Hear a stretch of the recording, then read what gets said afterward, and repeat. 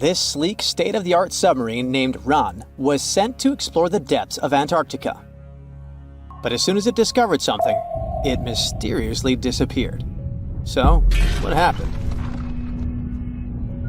It all started when scientists wanted to explore one of the most remote and mysterious places on Earth, the Dodson Ice Shelf in West Antarctica. This ice shelf, silent giant, stretches 30 miles wide. That's almost the length of New York City. It stands between two icy promontories, the Martin and Bear Peninsulas, and it hides an entire world of geological mysteries. If you think that Antarctica is nothing but a desert of super thick snow and ice, you're wrong. There are entire landscapes hidden deep down there. The underside of the Dodson Ice Shelf is a rugged, dynamic terrain shaped by the slow, relentless forces of nature. There are towering ice formations, deep troughs, and bizarre structures stretching for hundreds of feet. Scientists are super curious about it, but as you can imagine, this landscape isn't easy to explore at all. To find out more, we have to scan the area with satellites or try drilling through the snow, trying to collect the big picture, piece by piece. But these methods only gave us vague hints. The real breakthrough happened when scientists came up with the idea to let the submarines explore it. Autonomous submersibles could swoop deep into the icy waters beneath the Dodson Ice Shelf and tell us what's up down there. These robotic explorers have fantastic advanced sonar systems. It's that thing that bats or dolphins do. They can use sound to see the world. Basically, they send out sound waves underwater, and when those waves hit something like the ice shelf above or the seafloor below, they bounce back to the system. Animals feel how long it took for the sound waves to return and how they changed. And this helped them understand what's located where. For example, clicks that dolphins send out tell them where the fish are. We copied this crazy evolutionary trick and adapted it to our underwater exploration. Only our version is much cooler, with a higher level of precision, so we created detailed maps of the environment. The Ran submarine was one of those robotic explorers. It was named after the Norse deity of the sea. Ran had been meticulously programmed to navigate a treacherous landscape of Antarctica. But even with all this training, its journey led to an unexpected and eerie end. In 2019, Ran was sent to explore the depths beneath the Dodson Ice Shelf. It was a hero, the first one to go on a mission like this. The team said it was like seeing the other side of the moon. For 27 straight days, it worked tirelessly. It traveled over 620 miles beneath the thick ice. That's like a journey from Paris to Berlin. Ran went further and deeper than anyone could have imagined. At one point, it reached over 10 miles into the glacier's belly, and what it discovered down there was astonishing. Scientists thought there would be some smooth, uniform ice surfaces, but Ran revealed an underside marked by huge cracks, ridges. There were formations that looked like sand dunes, frozen in time. And finally, it found some mysterious swirling and teardrop-shaped patterns. They all looked more like art than geology. This actually tells the story of ice shelves and the ocean around it. Warm water sneaks in under the ice and melts it from below. Sometimes it smooths the ice out, but other times it carves out these weird, uneven shapes that look like patterns and drawings. And some of these shapes are huge, over 1,300 feet long. That's about 3.5 football fields. The reason why they look like swirling doodles is because the Earth spins. It makes the water turn in special ways, bending the shapes and drawing these spirals. It's called the Coriolis effect. Imagine you were on a merry-go-round and tried to throw something like a ball. It would go in a curve, not a straight line. Same thing happens with the water on Earth. Later, scientists found similar patterns in other Antarctic ice shelves, though they weren't as epic as the ones under Dodson. But Ran also discovered something horrifying. Turns out that these warm waters, aside from being great artists, are also a huge danger. The Dodson Ice Shelf isn't just hanging out serenely on the sea. It's part of a very delicate system and acts as a protective barrier that holds back huge glaciers in West Antarctica. The ice shelf is floating on the ocean, but it's still connected to the land. As warm water sneaks underneath it and the ice melts, the Dotson can't hold on to the land as tightly anymore. The protective barrier starts to weaken, and this lets the glaciers behind it move faster into the ocean. When those glaciers flow into the sea, they add more water, which could cause sea levels to rise, eventually changing our coastlines. Rand stumbled upon huge pockets where the ice was melting at alarming rates, all due to powerful underwater currents. It was like seeing a ticking clock on the glacier. The stakes were high, but luckily the submarine was ready. This time, it managed to return. And then, it worked for 5 more years, helping scientists with tons of useful data. The missions were daunting. There could be periods where Rand slipped into the pitch-black cavity beneath the glaciers, spending 24 hours without communication. But it was mapping every peak and every valley. It gained experience from over 40 missions below ice. Then, in early 2024, Rand went on a mission to the Thwaites Glacier. The mission was bold from the start. This place is also ominously referred to as the Doomsday Glacier. It's called that because it's slowly melting and has the potential to raise sea levels worldwide if it collapses, causing catastrophes everywhere. That's why Rand was dispatched to explore its underbelly, a place that had never been mapped so intricately before. The idea was to uncover the glacier's secrets, study how rapidly it was melting and why. This was Rand's second time exploring Thwaites. During the previous visit, it became the first sub to ever map the glacier's underside. Rand was exploring the depths from 650 feet to 1,650 feet. It sent a lot of data about how the Doomsday Glacier was slowly melting due to warm ocean currents. But while venturing into these icy depths, something went wrong. Out of nowhere, Rand vanished. Without warning, without a trace. One moment it was sending back crucial data, and the next it had slipped into the abyss. No distress signals, no final transmission, and it didn't return to the point it was supposed to. People sent extensive searches, helicopters soared overhead, drones buzzed through the frozen skies, but no sign of the submersible emerged from the glacier's grasp. After a while, Rand's batteries would certainly run away. So at this point, it had definitely been swallowed by the abyss beneath 1,500 feet of ice. That was a huge and sad loss for the scientific team. The scientists at the University of Gothenburg are now looking to replace Rand and continue their important research under Thwaites. To this day, scientists have no idea what happened to it. Some say it may have been trapped in the ice. Others believe it was pulled away by an unseen current. It also might have collided with something unexpected. Whatever the truth is, its disappearance has left scientists stunned, and it looks like the ice shelf will hold on to its secrets a little longer. At least we gained a treasure trove of knowledge from Rand's journey. Scientists keep exploring Antarctica, looking for history that hides under the snow. For example, they discovered that around 90 million years ago, a lush temperate rainforest thrived near the South Pole. They revealed an ancient world far warmer than they ever imagined. Deep in Antarctica, they unearthed fossilized roots, pollen, and spores preserved in the soil.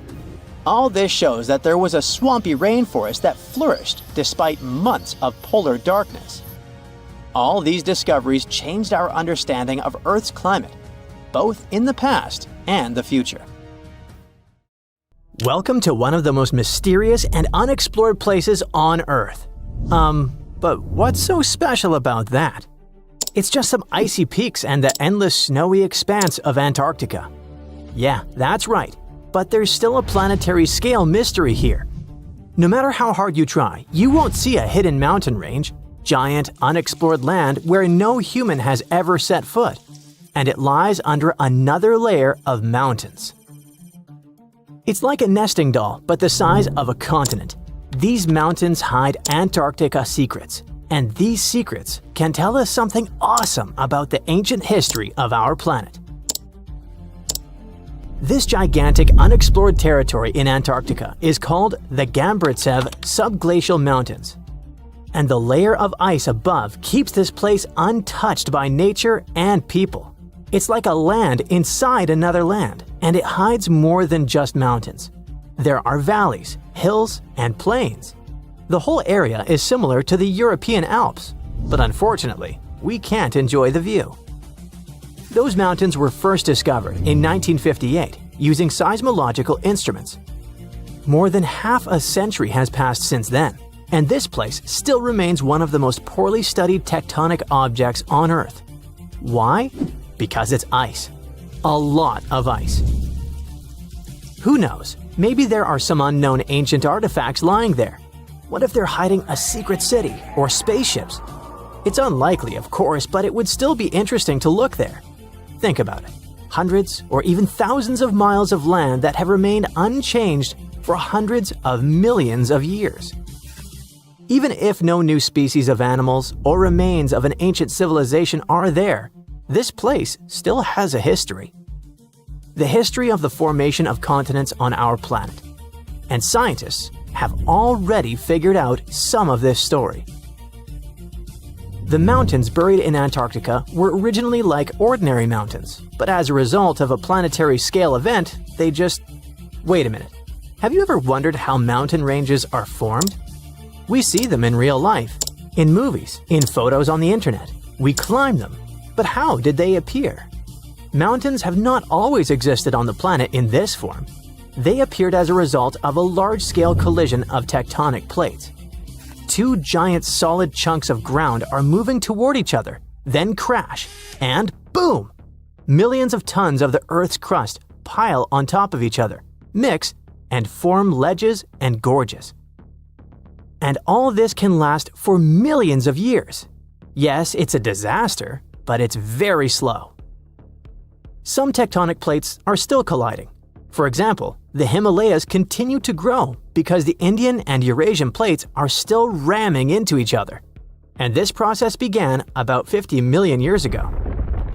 The Gambrintsev Mountains under ice experienced a similar event, only much earlier. An article in the journal Earth and Planetary Science Letters says that they appeared during the formation of the supercontinent Gondwana. Two giant pieces of land were separated by a boundless ocean.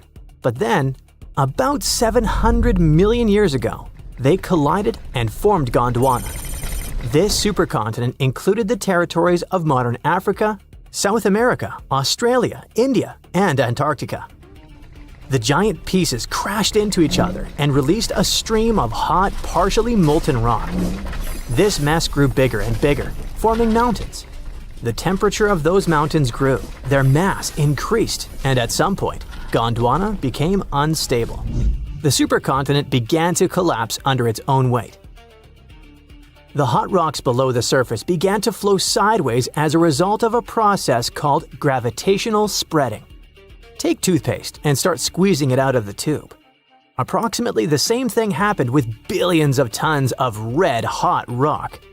Ancient mountains in Antarctica appeared right during this catastrophic event.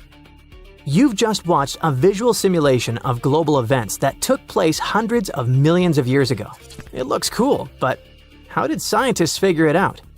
How did they see this planetary scale destruction? If the Gambrintsev Mountains under ice is one of the most unexplored places in the world, then how could people find out its origin? The answer is simple. Tiny particles of rock have told us about the changing landscape of the planet. These are zircons, but scientists also call them time capsules. This mineral is very handy and resistant to mechanical and chemical influences. It's difficult to crush, it doesn't get affected by erosion, and it doesn't dissolve in water. And there's uranium inside it.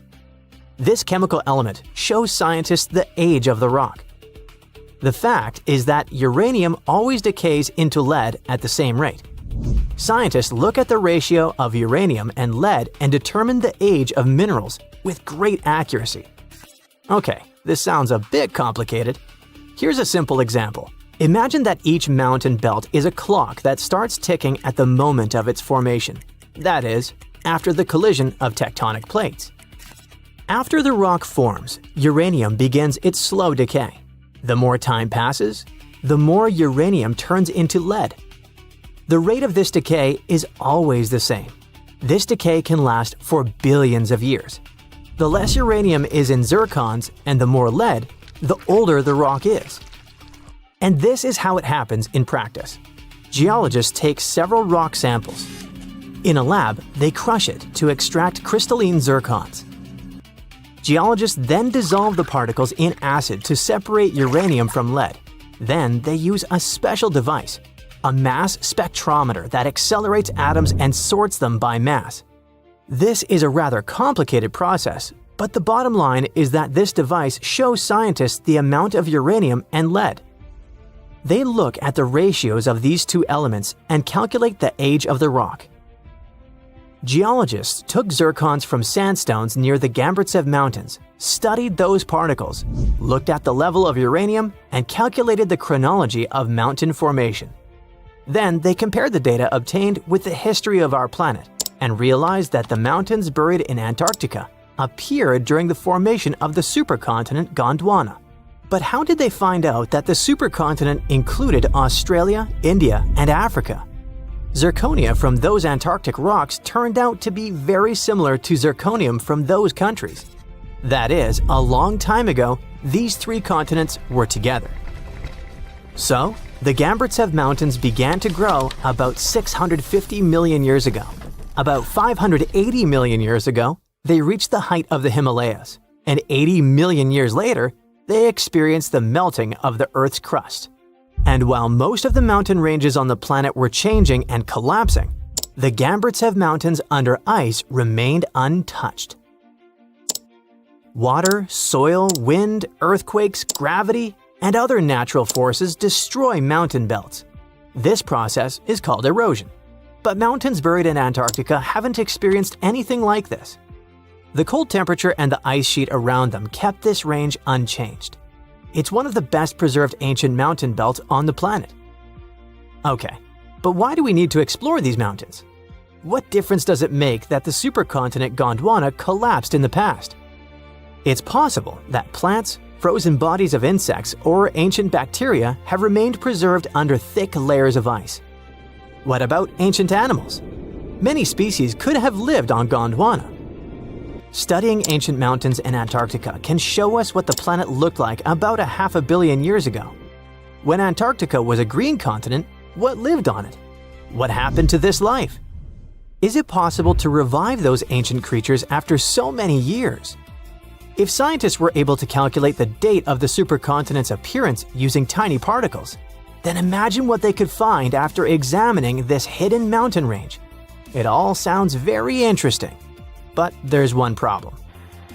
To take a small piece of this unknown world, you need to drill through a lot of ice. You need to deliver heavy equipment to one of the most inaccessible continents in the world, build stations, obtain an energy source, and conduct large-scale research. It sounds incredibly expensive, so this hidden territory will probably remain a mystery for a long time. Let's just hope that some billionaire will want to find out Antarctica's secrets and arrange a large-scale expedition there. Ooh, mysterious mountain ranges hidden under thousands of tons of ice. Bizarre, transparent creatures with see-through skin, singing snow plains. Antarctica has its own terrifying secrets.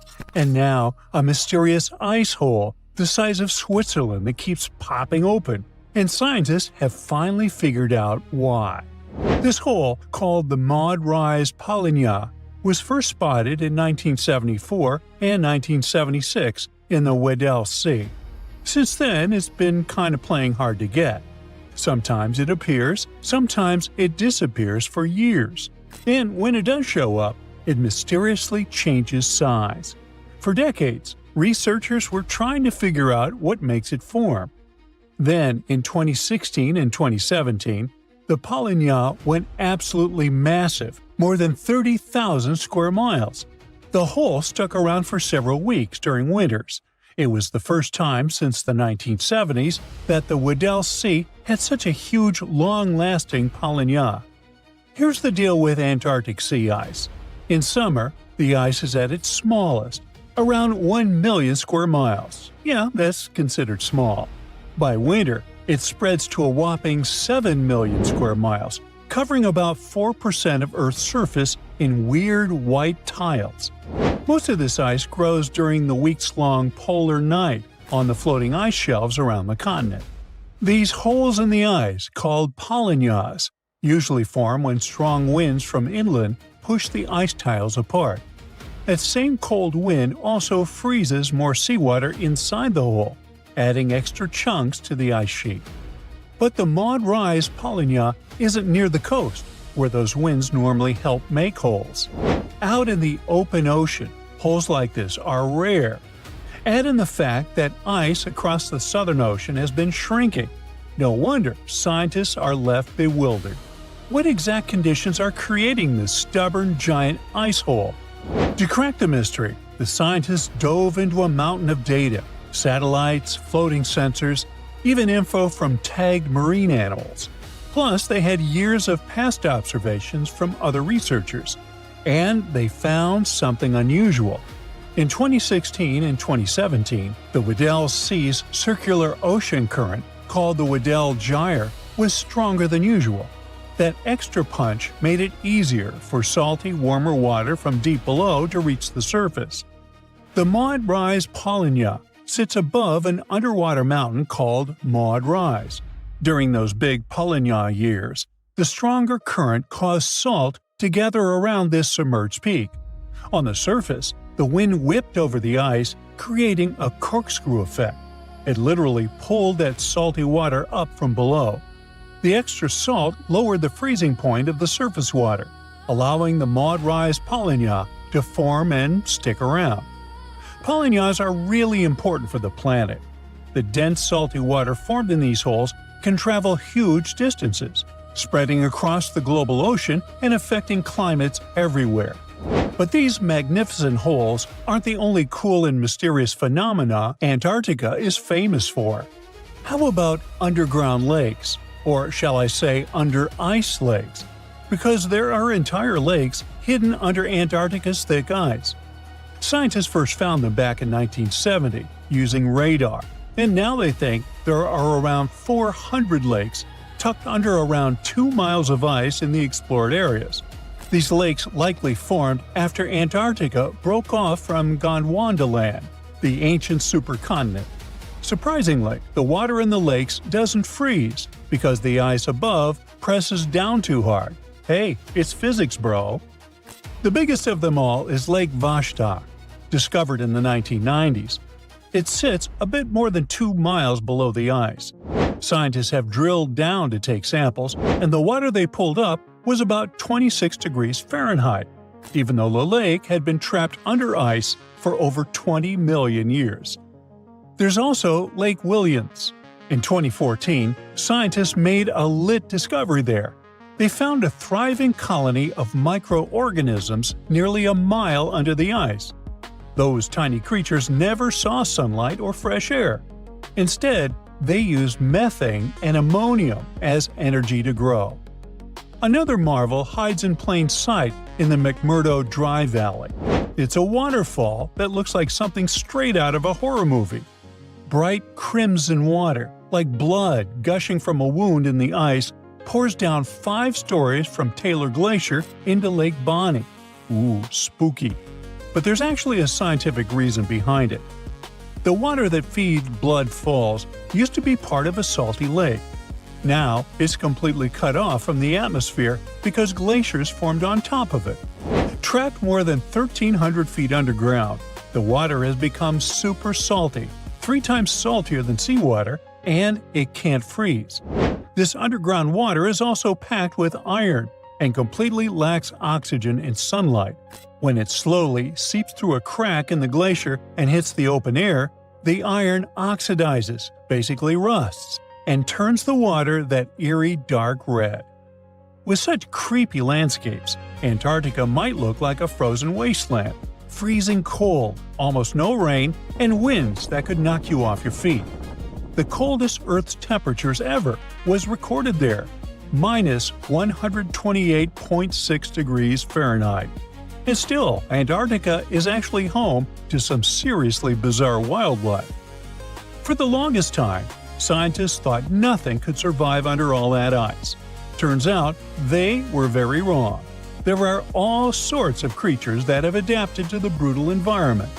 Tiny microbes, crustaceans, colossal squid, and spiders so big their legs could cover a dinner plate.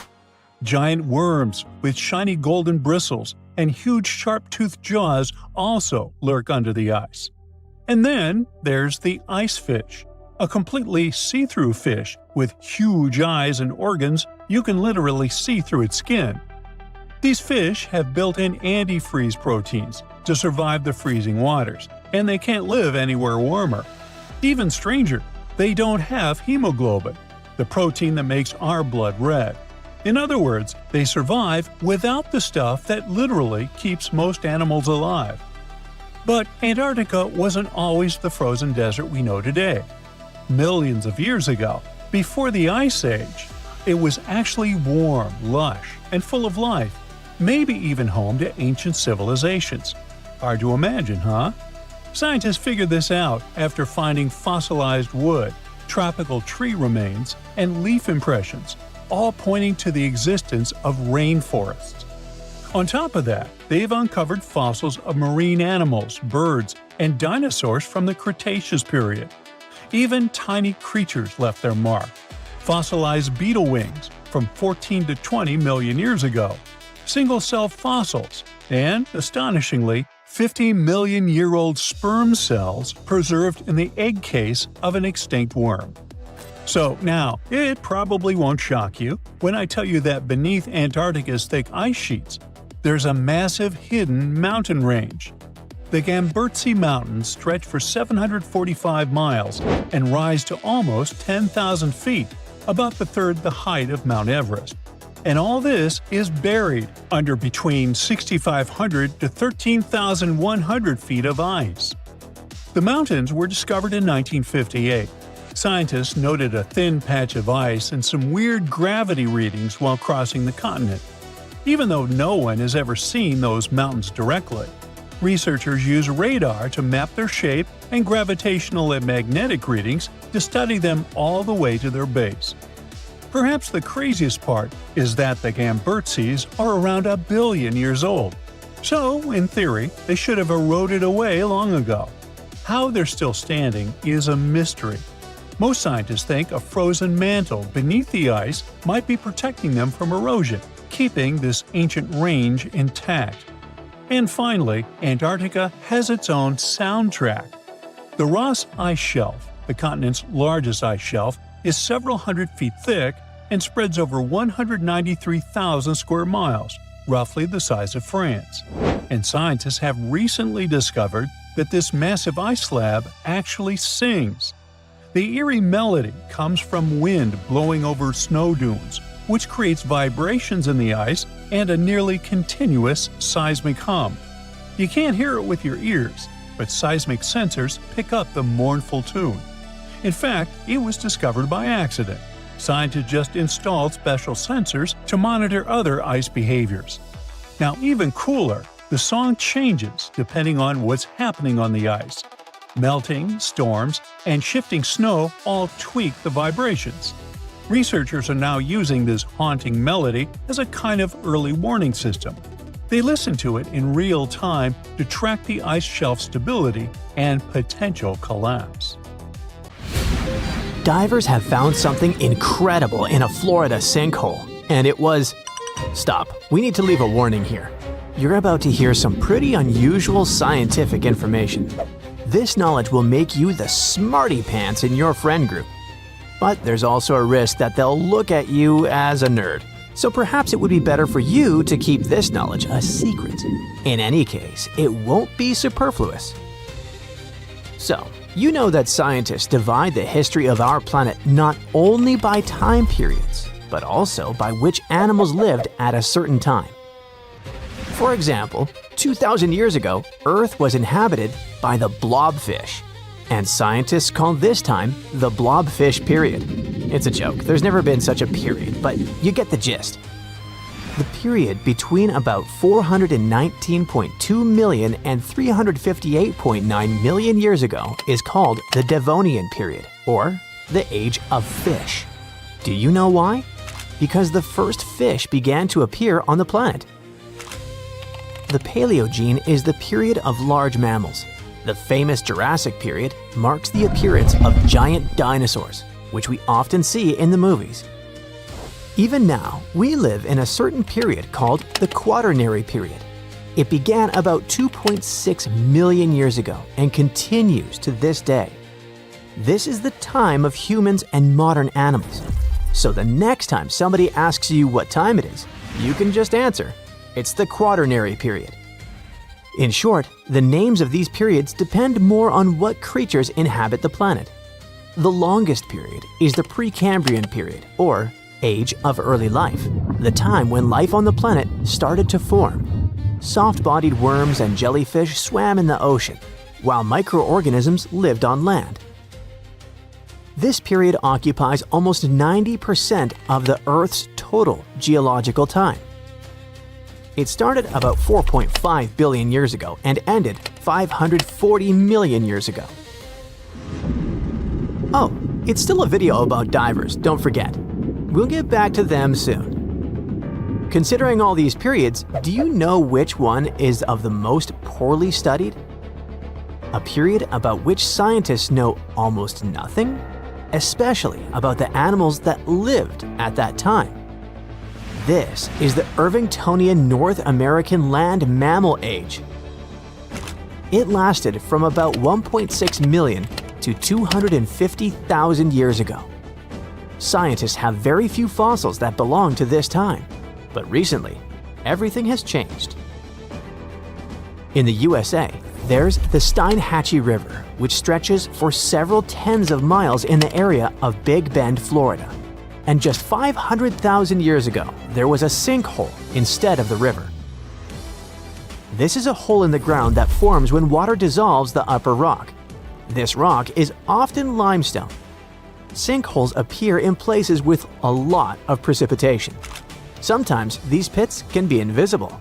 They look like ordinary ground, but the soil in them is loose and can easily collapse. If you accidentally get into a sinkhole, people will hear your screams and help you. But in the distant past, about 500,000 years ago, when animals got there, they couldn't get out of the pit, so it became their grave. After many, many years, a river appeared here, and then several fossil collectors decided to check out this place and discovered a real paleontological treasure in it. They plunged into the river and reached the bottom. There, in the murky water, they saw horse teeth sticking out of the sediment. It'd be pretty scary to find for many of us, but for these guys, it was the jackpot. After the teeth, they found a hoof shaft and the skull of an unusual animal.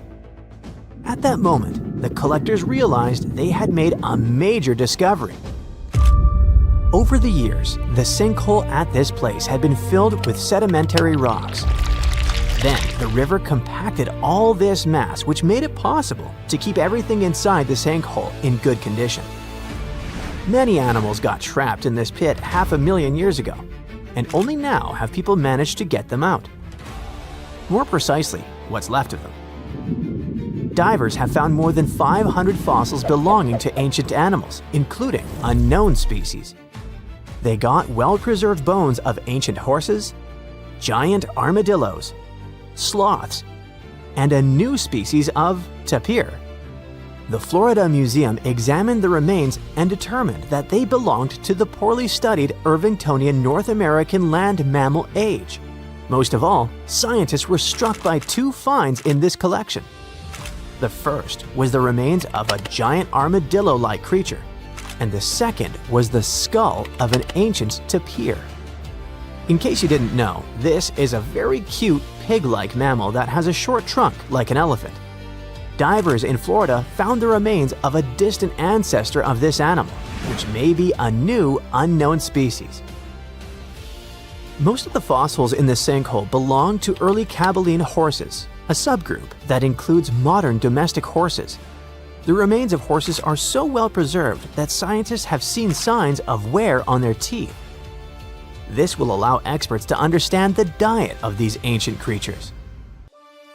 We often hear news about people finding the remains of ancient animals or dinosaurs in caves, ravines, or at the bottom of lakes. But imagine if they found such remains in a museum. It all started in the early 2000s, north of the Florida border in southwest Georgia. There was a mine where workers mined clay. One day, they found the remains of some ancient animals and gave them to the Florida Museum of Natural History. There, these remains lay in storage, waiting in the wings. And then one day, some guy started sorting them out and noticed a mysterious vertebra of an unknown animal. This little grab caught the guy's attention, so he returned to it over and over again. He studied it, trying to figure out what species the bone belonged to. One day, he realized the bone belonged to an unknown extinct lizard species that looked like a tegu. You've probably seen these predatory creatures that look like monitor lizards. So, the age of the bone was about 15 to 17 million years old. Let's wrap up our video with something weird. You see this piece of amber-colored stone with stripes? Or is it not a stone? It looks like an ancient seashell. So right now, you're looking at the oldest fossil in history. It's a stromatolite, and its age is, you won't believe it. Make a guess. 100 million years? 500 million years? 1 billion? No. This fossil is about 3.4 billion years old. It represents one of the earliest forms of life on Earth. No, not the stone itself. Stromatolite is just a playground. The early form of life here is these thin strips.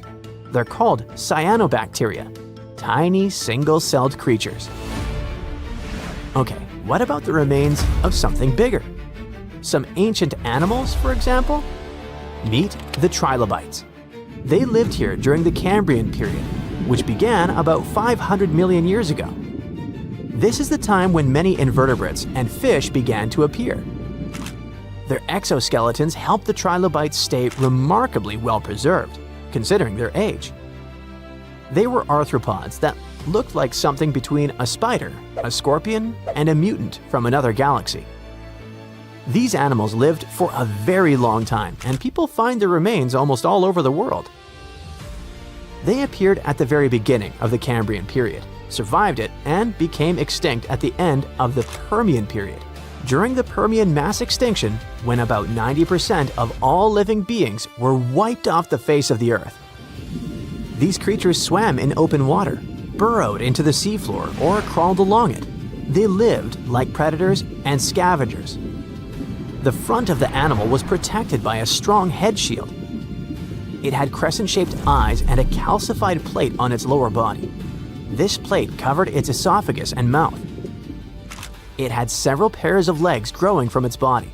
The trilobite could also curl up into a ball, like a woodlouse.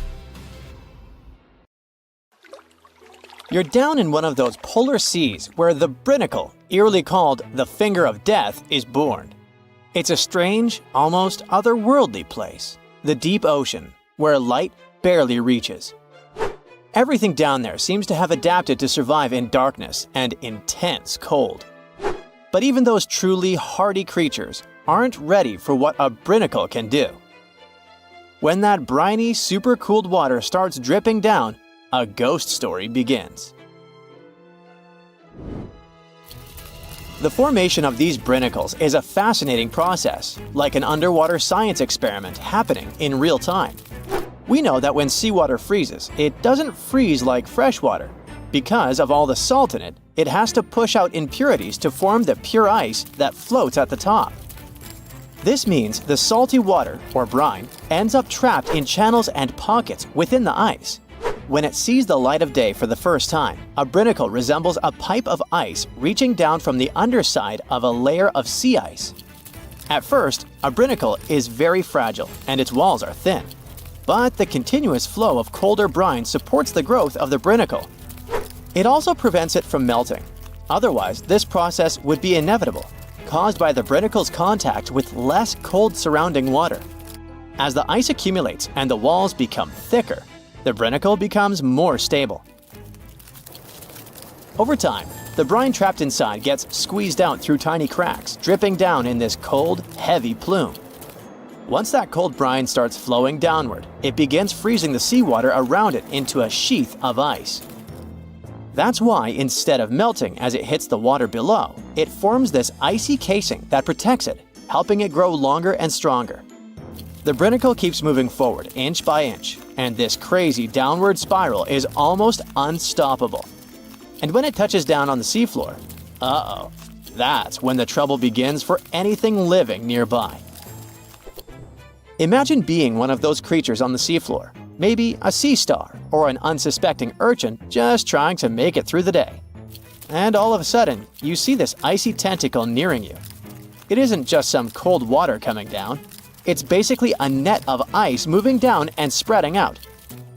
There's no escape, no way to predict its coming, and no chance for survival. It's a slow-motion natural disaster in action. When a Brinacle reaches the seafloor, it continues to accumulate ice while the surrounding water freezes over. The brine keeps traveling across the seafloor in a downslope direction. Once it reaches the lowest possible point, it stops and pools. But don't let the danger distract you from how beautiful Brinacles are. Well, in their own creepy way. They look like something you'd see in a dream. Elegant, twisting ice tubes reaching down, perfectly symmetrical, and totally random. Filming a Brinacle is no easy task because they're delicate when they first form. Just the motion from a nearby current or a sudden change in temperature can snap them off, ending the show before it really starts. So, scientists who managed to capture Brinacles on film in 2011 actually got incredibly lucky. It was the first time the world got to see this icy finger descending and freezing everything it touched, and it changed our understanding of polar ecosystems. Brinacles can reach quite impressive sizes. Sometimes they can stretch for several feet. Their size depends on the conditions of the water and ice above. The slower the water movement and the colder the temperature, the bigger and stronger a Brinacle can grow.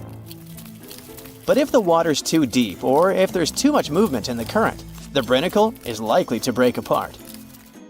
It needs just the right balance to survive long enough to touch down and freeze over the ocean floor. For creatures living on the seafloor, Brinacles are like invisible booby traps, only instead of avoiding a net, they're avoiding an expanding ice cage. Starfish and sea urchins might not have big brains, but they have a basic survival instinct to crawl away from danger. Sadly, with Brinacles, they're usually caught completely off guard. One second they're minding their own business, the next, an icy sheet is closing in around them, trapping them where they are and freezing them almost instantly. It's hard not to feel sympathy for these creatures, right? You watch footage of a Brinacle in action and you see a starfish just stopping. One moment it's moving slowly along the sand, and then it's frozen in place, totally helpless. It's like watching a train wreck in slow-mo. Luckily, Brinacles present danger only to smaller marine life forms like sea urchins and starfish. Bigger animals like seals or whales, or humans who happen to go diving in the ocean at the frigid poles, Brinacles are totally harmless. At the same time, for scientists, this tough natural phenomenon offers a fascinating insight into how life adapts, or fails to adapt for that matter, in extreme environments. And it gets even better. A Brinacle might just be the perfect setup for life to begin. Researchers are now looking at these super salty ice tubes as not just fatal traps, but potentially as sources of life. This theory isn't just science fiction, it's rooted in actual research. Here's how it goes. The brine channels in sea ice are full of tiny, confined spaces. Those are exactly the kind of places where chemicals can get trapped, concentrated, and start interacting in interesting ways. It's like setting up a mini-lab where the building blocks of life can come together and create something new. Scientists think this process of salt rejection in sea ice could have actually helped the first bits of life appear. Some researchers even think that this process might be happening right now on icy moons like Europa, Ganymede, or Enceladus, where there might have been frozen seas beneath thick ice layers. Just imagine it. brinicles forming in other worlds of our solar system, laying down the foundations for extraterrestrial life, and all thanks to the same icy process that creates these fingers of death here on Earth. One way scientists describe brinicles is by comparing them to chemical gardens. Have you ever done one of those experiments where you mix metal salts into a solution and watch them produce plant-like structures? Well, you can observe a similar chemical process when a brinicle is in action. In the cold, saline-rich brine of a brinicle, certain reactions could kick off to create amino acids or other building blocks of life. It's wild to think that something so dangerous could have also helped shape our world, or could be creating other forms of life elsewhere. In both cases, whether on Earth or another planet, these icy chemical reactions might be the first step toward the formation of simple life forms. It's a kind of alchemy, where ice and salt water mix to create something more than the sum of their parts. This is one reason why scientists are so eager to study brinicles. Each one could hold a tiny clue about how life begins, survives, or fails under extreme conditions. Something as mesmerizing and weird, but at the same time simple as brinicles, hints at bigger questions. How did life start on Earth? What are the conditions needed for life to survive in extreme environments? Could icy structures like these exist in other parts of our solar system or beyond, creating similar conditions that might one day give rise to alien life? As much as they look like a silent threat reaching out from the ice, brinicles are also reminders of how beautifully complex and interconnected our world is. They may seem like simple fingers of ice, but they hold secrets that touch on everything from ecology to chemistry to the origins of life itself. So next time you hear about the ocean, remember that deep below in the darkest, coldest waters, something incredible and a little bit terrifying is happening right at this moment. A vast expanse of white snow, freezing winds, lifeless landscapes, and weird, eerie signals seemingly coming from within Earth. These radio pulses occur in Antarctica, and no one can figure out what they are and where they're coming from. You see, scientists are running an experiment called ANITA, short for Antarctica Impulsive Transient Antenna.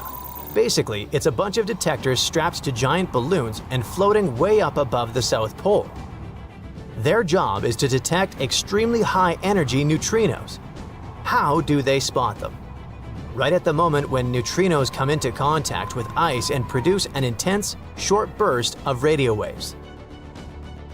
Now, neutrinos are these tiny, almost massless particles that don't have an electric charge. They're everywhere, and billions of them are flying through you every second, even while you're watching this video. Neutrinos come from all over the place, from the sun, exploding stars, deep space, even from under your feet. The sun pumps them out non-stop as it fuses hydrogen into helium. Stars that are going off blast out huge bursts of neutrinos during supernova explosions. When high-energy cosmic rays hit our atmosphere, they make new neutrinos that rain down on us too. And some even come from radioactive stuff decaying inside Earth. The oldest neutrinos have been flying through the universe since the Big Bang, but they're practically invisible because they almost never react with anything. That's why scientists use unbelievable experiments like ANITA to try and catch even a few of them. But let's get back to that fateful day when everything changed. Normally, the radio signals produced by neutrinos bounce off the ice and fly upward. That's where ANITA can catch them. This is the whole point of the experiment, to study neutrinos and learn more about distant cosmic events like supernovas or whatever's happening light years away. But then something really weird happened. The detectors picked up radio waves that weren't bouncing off the ice at all. They looked like they were coming from below the horizon, from under the ice. Now, this shouldn't even be possible. According to everything we know about physics, signals can't just travel upward through solid rock and ice. One of the researchers, Stephanie Wiesel from Penn State, also said that those radio waves were coming in at super steep angles, like 30 degrees below the surface. The only way that could happen is if the signal had passed through thousands of miles of solid rock before hitting the detector. But if that were true, the rock would have completely absorbed it. So something just didn't add up. The team ran all the numbers and still got no clear answer. But for them, it was an interesting problem, since they didn't actually know what those anomalies were. What they did know was that they were probably not neutrinos. That's because if the team does detect a neutrino, that means it's traveled an insane distance without bumping into anything, possibly all the way from the edge of the observable universe. So, whatever Anita has picked up, it's not behaving like anything scientists have seen before. It might mean there's some totally new type of particle out there, or maybe something else is going on that we just don't understand yet. They publish the findings in physical review letters, but the mystery remains unsolved. No one really knows what's going on under that Antarctic ice, just that something out there isn't playing by the rules. Now, if scientists actually manage to detect and trace where those crazy fast particles come from, they can learn tons of stuff about the universe. Way more than even the biggest, most expensive telescopes allow us to see. You see, neutrinos basically zip through space almost at the speed of light, barely bumping into anything. It means they can carry untouched data about events that happened millions or even billions of light years away. That's why WHISTLE and a bunch of other researchers around the world have been building these insanely sensitive detectors to catch neutrino signals. Even the tiniest ones are super important, because in this field, one tiny blip of data can hold a treasure chest of information. So, researchers have been designing setups in both Antarctica and South America to catch these rare particles.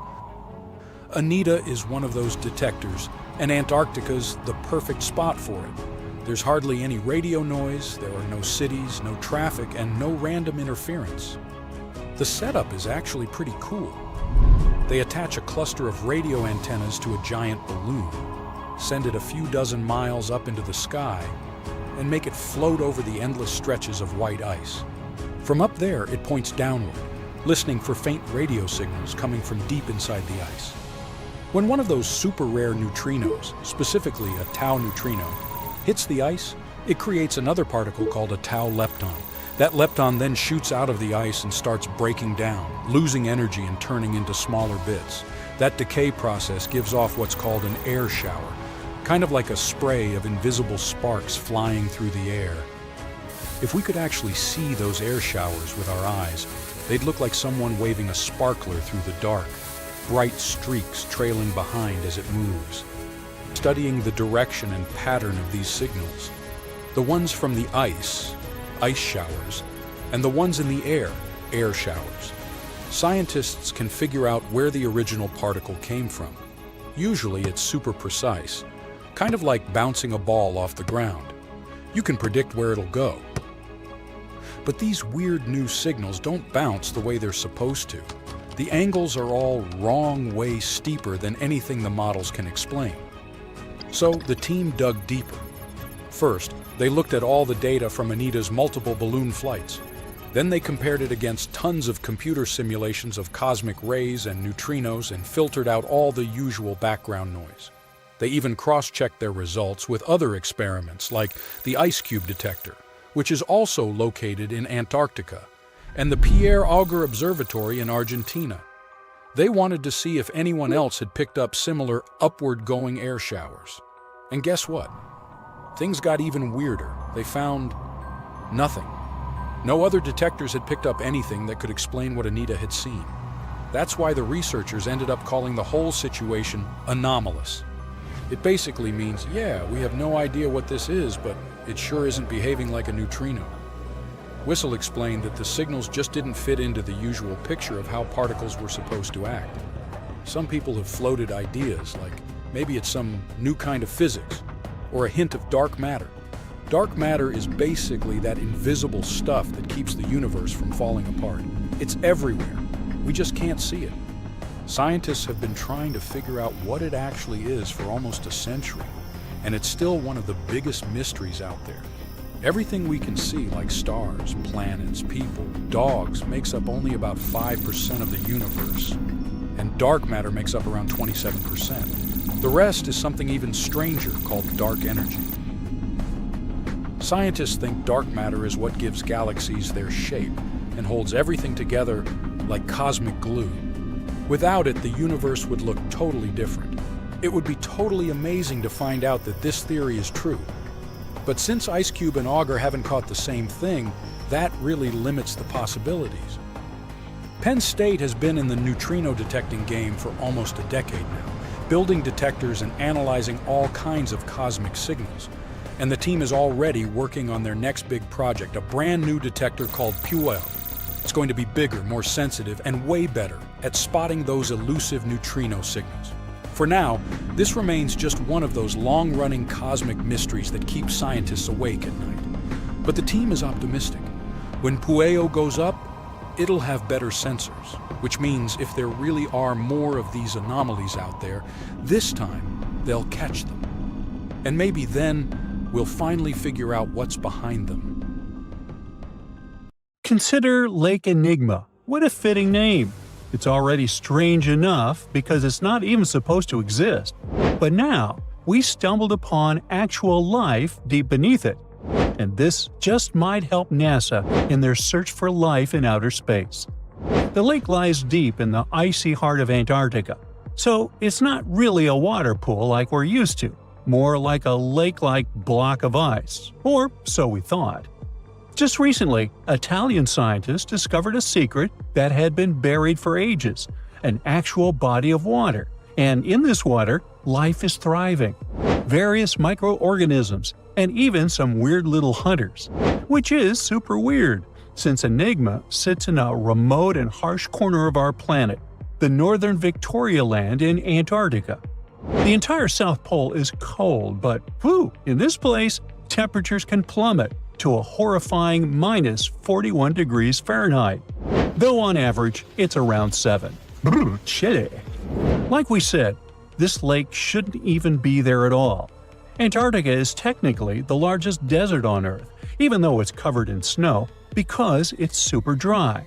There are 0 rains, truly little snowfall, and the sun barely evaporates anything.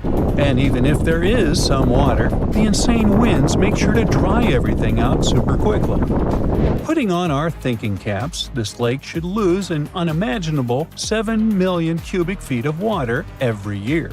Yet, the water remains. Why? No one knows. Scientists say there could be something deep underground that refills it constantly. They just have no idea what that might be. Maybe deep underground rivers, melting ice, or something else entirely.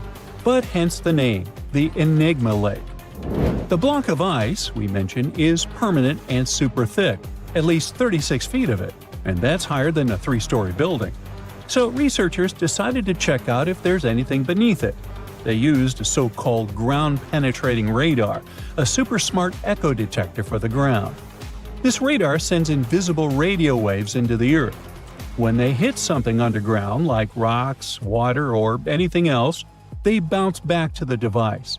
By measuring how long it takes for the signal to return and how strong they are, we can determine the distance and what exactly the radar hit. That's how animals like bats, whales, and dolphins can see underwater. And we humans stole this cool nature idea to research buried structures and hidden caves. Scientists used this device all over the Enigma surface. This way, they were able to create an entire map of this under-ice world beneath. The water itself wasn't surprising. It's the unique ecosystem in it that shocked them. Unfortunately, no secret monsters or extraterrestrial secrets this time. But there are microorganisms there that may not exist anywhere else on Earth. Somehow, these creatures have managed to survive in complete isolation and extreme cold. It's not that we don't know these microorganisms, we've met them before, just not exactly like this. There are a couple groups hanging out down there. The first one is Bacteroidota. They love breaking down complex molecules, especially in your stomach, and help digest tough plant fibers. They mostly hang out inside us, but in the outside world, We might occasionally find them in soils and oceans. Then actinobacteriota, genius chemists among bacteria. They decompose organic materials and help the soil get healthier. They're also famous for producing antibiotics, so we owe a lot of our medicine to them. The third one is Pseudomonadota. These guys weren't a surprise. They're crazy adaptable. They can thrive pretty much anywhere, from soil to water to the human body. Some of them are good, helping plants grow and in nutrient cycles, but others can be opportunistic pathogens. Ooh, bad guys. But what is actually a surprise is that Lake Enigma has tons of passibacteria. They're ultra small even for microorganisms and can barely do anything themselves. So they prefer to live in symbiosis or be little parasites, relying on their hosts for nutrients and other necessities. All these little chompers might be ancient. They could be remnants of a time before the lake froze over completely, which is hundreds of thousands of years ago. It's simply weird to encounter these bacteria in the Enigma Lake, especially the little parasites. Passibacteria usually love low-oxygen environments, but this lake is very oxygen-rich, not even mentioning an almost 40 feet of ice above. So all this means that even though we know who these guys are, this specific species might be new to us. They could have evolved with some unique adaptations and abilities using the lake's unusual chemistry. They probably rely on a super simple and delicate food web. Some of the microorganisms produce energy from light, well, whatever light gets down there, or the lake's chemicals. The symbiosis guys most likely survive by living on or inside their neighbors. Yep, these microscopic creatures hunt each other. Nope, things can't be peaceful even in a place like that. If we find out what their secret to survival is, we might learn more about chemistry, medicine, and even extraterrestrial life. Because if life can endure such extreme conditions, then it can probably appear pretty much anywhere, including our closest neighbors, Europa or Enceladus, the moons of Jupiter and Saturn. They definitely hide oceans beneath their frozen surfaces, and now there's a very high chance there might be some life there. Antarctica must be the closest thing we have to extraterrestrial exploration before we actually land on other planets. It's full of hidden mysteries and surprising creatures. Even outside of Lake Enigma, the South Pole harbors life. Just take the McMurdo Dry Valleys, which are often referred to as Earthly Mars. These are among the most mysterious and extreme places on our planet. They're stretching across Victoria Land in Antarctica, and this is one of the driest places on Earth. Makes sense if you remember the name. Surprisingly, unlike other parts of the South Pole, this land is almost entirely devoid of snow and ice, just lots of super cold ground. There might even be some sand dunes nestled here and there between the rugged mountains. The ground is mostly covered in loose gravel, scattered with ancient rocks made of granite, and something interesting called gneiss, just spelled differently. It's the type of rock that's been through a lot, literally. It's usually born when granite and sedimentary rocks have to endure insane pressure or horrifying heat for a while, a process called metamorphism. These conditions are so intense that they literally rearrange the minerals into layers. That's why gneiss has such beautiful foliated looks. It's the planet's version of baking a layered cake. It's amazing because this place is almost exactly the way it was millions of years ago. These valleys are frozen in time, and they give us a little glimpse into Earth's distant past. And that includes life. Once again, local winds are absolutely terrifying gusts of cold air racing downhill, and they evaporate snow faster than it can even melt. So, logically, you shouldn't find much water here, not even mentioning life. But somehow, you can still stumble across frozen lakes and saline ponds in the dry valleys. And local life stretches all reason and our understanding of biology. It exists inside the rocks themselves. Microorganisms are hidden in slightly moist cracks and crevices. Deep inside, there's endolithic bacteria. These guys are super chill. Instead of moving around like other microorganisms, they always stay put inside their little rocky homes. How do they survive? Through photosynthesis. Just like plants, they take teeny tiny parts of light that gets in crevices and acts like little solar panels, getting energy from the sun. Meanwhile, in another place, beneath the Taylor Glacier, there's bacteria that literally doesn't eat anything. Not comfort, not sunlight, not even oxygen. These guys rely on a diet of dusty rocks and sulfur to fuel their weird metabolisms. By breaking down sulfur and iron, they get energy to sustain themselves. This way, they easily survive in deep seas, at sub-freezing temperatures, completely cut off from sunlight, oxygen, and the world itself. This place is fascinating for both its life and the lack of it.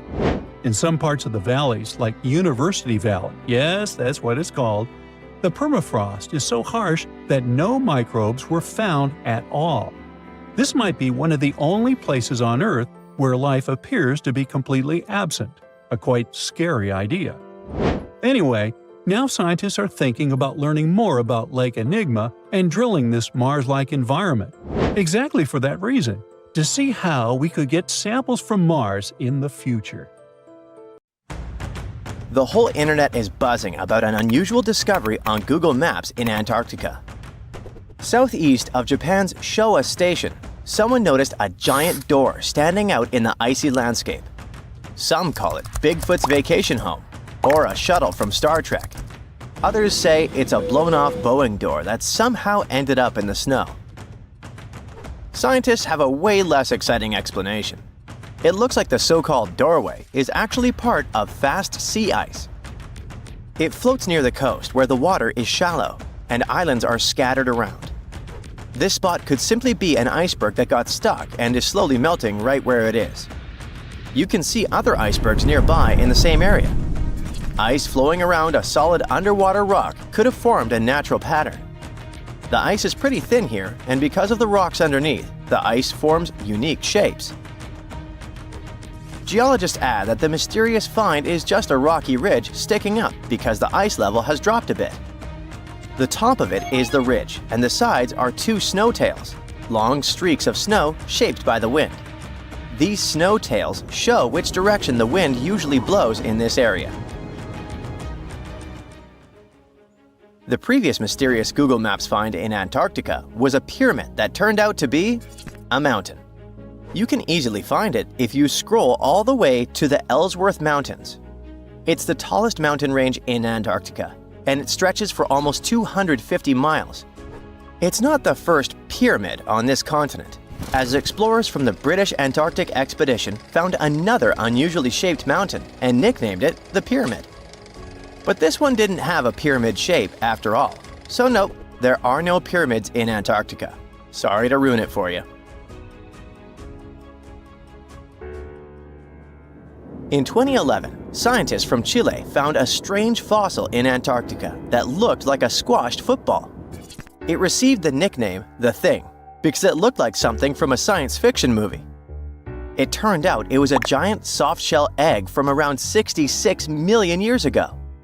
It was more than 11 inches long and 7 inches wide.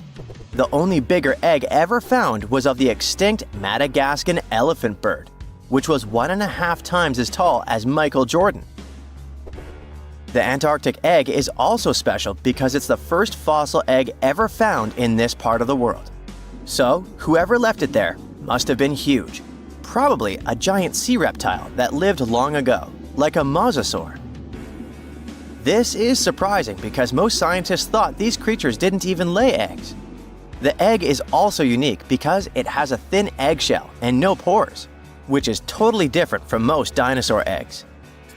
Scientists did a lot of work and studied 259 types of living reptiles, like lizards and snakes, and their eggs. From this, they figured out that the creature who laid the egg was probably at least 23 feet long, not counting her tail. During the late Cretaceous period, this part of Antarctica must have served as their nursery. Paleontologists have found bones of tiny mosasaurs and plesiosaurs in the same area, as well as bones from the grown-up ones.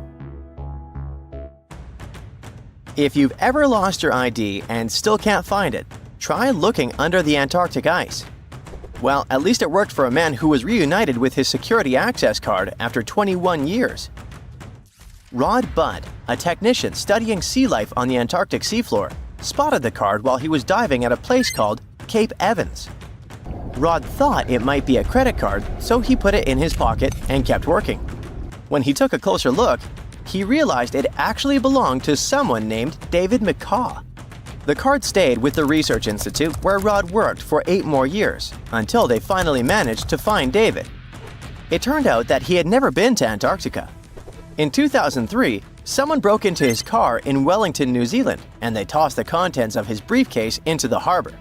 So, the card traveled over 2,400 miles in 13 years. There aren't even ocean currents that move directly from Wellington to Cape Evans. If the card went through different ocean currents, the journey would take around 1,000 years. So maybe it got attached to something else that could float more easily, like a piece of debris or a plant that can grow on objects and make them buoyant. Or maybe the person who took David's briefcase was on a ship that went to Antarctica. Or the card somehow stuck to the bottom of a research boat that ended up there. In case you want to see probably the coolest find from Antarctica, you gotta head to the 2025 World Expo in Osaka, Japan. They'll display a meteorite the size of a rugby ball that came all the way from Mars. A Japanese research team found it in Antarctica in the year 2000. They believe a massive asteroid impact blasted the meteorite off its home planet before it traveled through space and landed on Earth. It's one of the largest Mars meteorites ever found, weighing 28 pounds. Scientists studied the gas inside the rock to confirm it's from Mars, and they also found special minerals inside that form when water is present.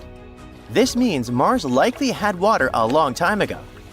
So, studying the rock may help us learn more about whether life could have existed on a red planet. A team of sound experts found a huge underwater canyon in Antarctica, thanks to bad weather. They had to pause their work at the Casey Research Station. Instead of waiting around, they decided to use the unexpected free time to map the seafloor near Adams Glacier. And that's how they found a canyon that is almost 7,000 feet deep, almost 30,000 feet wide, and stretches over 28 miles away from the glacier. The icebreaker they were on uses a special tool called a multi-beam echo sounder. It sends out sound waves in a fan shape under the ship, then listens for the echoes to create a detailed map of the ocean floor. During the mapping, they discovered just part of the canyon before they had to return to the research station. But when bad weather returned, the ship went back and mapped even more of it. They were working among waves up to 13 feet high and winds up to 50 knots, but they still managed to get about 15 hours of data to complete their map. On their way back to Australia, they stopped one last time to fill in any missing spots on the map. This advanced mapping technology is helping scientists learn more about the history of glaciers and ocean interactions in Antarctica. A scientist was browsing through satellite images for brown trails of penguin droppings and found 4 new colonies of emperor penguins in Antarctica. This means there are now 66 breeding colonies for this vulnerable species. These new colonies likely have been around for years, though they're mostly small, with fewer than 1,000 pairs of breeding penguins each. Some of these colonies are close to other penguin areas, like the one that's not far from an old research station that never reported penguins nearby. One of the new colonies was found close to a place called the Lazarev Ice Shelf, where there used to be a larger penguin colony. They thought this colony went extinct in 2019, but it seems the penguins have just moved a bit because of changing sea ice conditions. If we add the newly found penguins to the total population of this breed, it doesn't change the picture a lot. But it can help scientists see how emperor penguins adapt to the changing conditions. In 2020, strange signals from deep beneath Antarctica sent shockwaves through the news. Within days, headlines exploded. NASA had found a parallel universe where time runs in reverse. But what really happened? And what did scientists actually detect? Well, this story is a case of madness, misunderstood experiments, and the human need to believe in mystery. Even today, every few months, someone reposts a headline screaming that NASA found a parallel universe in Antarctica. A universe where time flows backwards, and people believe it. But no, NASA didn't find a mirror world under the South Pole, or some sort of a backwards reality where people age in reverse or speak in rewound sentences. They did find something curious, though. Here's what actually went down. Scientists were flying a strange-looking instrument over Antarctica called ANITA, short for Antarctic Impulsive Transient Antenna. ANITA is a machine that floats over Antarctica, basically a giant balloon with antennas. It listens for tiny space particles called neutrinos. Neutrinos are super small and ghost-like. They have almost no weight and go through stuff like it's not even there, even entire planets. Usually, these neutrinos come from space and rain on Earth from above. Most neutrinos, the common low-energy ones, just fly right through the Earth like it's air. They're like tiny bugs flying through a chain-link fence. There are some very high-energy neutrinos, though. They're super rare and they interact a bit more often with matter, and they can get blocked. If high-energy neutrinos hit something dense enough, like the rock and metal inside Earth, they might finally bump into a particle and get absorbed. That's more like fast tennis balls that hit the fence once in a while. Low-energy neutrinos, which are everywhere and pretty harmless, are pretty undetectable. But these high-energy guys are exactly what ANITA can detect. When they slam into ice, they send some radio waves that are easy to listen to. This faint radio signal is called the Askaryan effect. And yep, that's exactly why ANITA is flying over Antarctica. That's because the ice is pure, dry, and quiet. It's perfect for catching those rare signals. So, what did ANITA detect? It detected something rising up from below the ice, like a high-energy neutrino coming from the Earth. What? Okay, let's think logically. Maybe it started somewhere in the north, traveled all the way through the Earth, and popped out the other side. Still, that's super weird. That's not supposed to happen. Neutrinos with that much energy should have been stopped inside the planet. Like we said, get absorbed. So, scientists caught a little bit of a brain bug. That shouldn't be possible with our current physics, unless something we don't understand is going on. And when you're faced with something bizarre, you explore all options, even the wildest ones. The nightmare began. A group of researchers published a paper suggesting that this strange signal might make sense in a CPT symmetric universe. CPT stands for charge, parity, and time. These are basically three ways to flip the universe. Charge means swap all particles to their opposites. For example, swap electrons, the guys with the negative charge, with positrons, their antimatter twins with the positive charge. Parity means mirror the universe, literally like looking at it through the mirror. Left becomes right and right becomes left. And time, of course, means run time backward, like rewinding a video. Now, there's a big rule in physics called CPT symmetry. It says that if you change all three of those things at once, the laws of physics should still work the same. This is kind of insane, but if you took the entire universe and swapped matter with antimatter, mirrored it, and reversed time, it would still follow the same physics. Why is that? Well, in our universe, an electron bumps into a positron, and they annihilate into photons. Cool! Now take that, mirror everything, and what do you get? Well, photons spontaneously turn into a positron and an electron, but mirrored and reversed. It's still the same physics, even if it's backwards. The equations still check out, so nature thinks this is valid. So here came the crazy part. Some physicists thought, what if the Big Bang created two universes? One is ours, made of normal matter going forward in time. The other is a mirror twin, made of antimatter, going backward in time from our perspective. This doesn't mean that someone in the other universe feels time going backward. To them, time flows forward, just like it does for us. But from our point of view, they're moving from our future toward our past. And vice versa. To them, we're weirdos who move backwards. And if both universes are exact CPT mirror images of each other, that would mean same physics, same rules, just symmetrical. Same rules, just symmetrical. This isn't some crazy sci-fi theory, even if it sounds like it. It helps explain weird physics mysteries. For example, why there's so much matter in our universe but not much antimatter, even though they were supposed to be created in equal proportions. Or why the universe is so symmetrical and balanced in some strange ways. So, coming back to the neutrinos, some scientists suggested that maybe those upward flying particles could be coming from that CPT mirror universe, poking through into ours, like a crack between two symmetrical realities. And if you look at it like that, this is quite a wild take. It's speculative, it's not proven. It's more of a cool thought, but the media immediately blew up. They ran a piece with the headline that said we found proof of a parallel universe going backwards in time in Antarctica. And all the other big tabloids picked it up. They made it sound like NASA had actually found a parallel universe. Time travel is real. Multiverse is confirmed.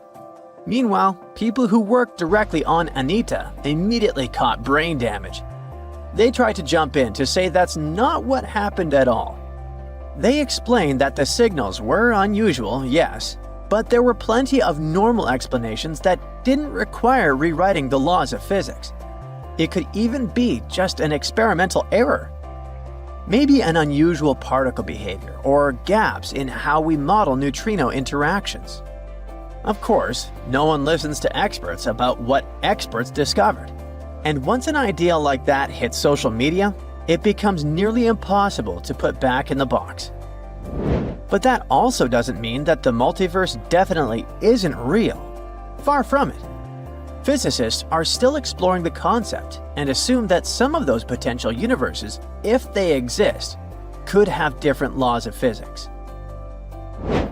One idea, called the many worlds theory, comes from quantum physics. It says that every time something can happen in more than one way, like a particle moving or a decision being made, all those possibilities actually happen, but in separate universes. So there could be endless versions of reality, each slightly different, branching off from every event. Maybe in one universe, dinosaurs never went extinct. Maybe in another, you never sent that embarrassing text. Another theory is called the bubble universe theory. After the Big Bang, the universe expanded incredibly fast in a process called inflation. Some scientists think that inflation never fully stopped and is still happening in some regions.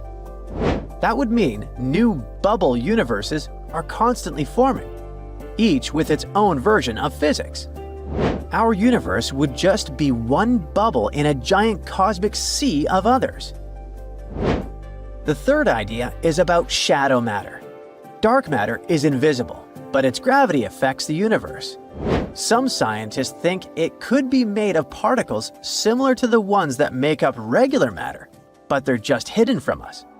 This mirror, or shadow matter, could form entire invisible galaxies and even life, all existing right alongside us. Maybe we just can't detect it in any way, except through gravity, for now.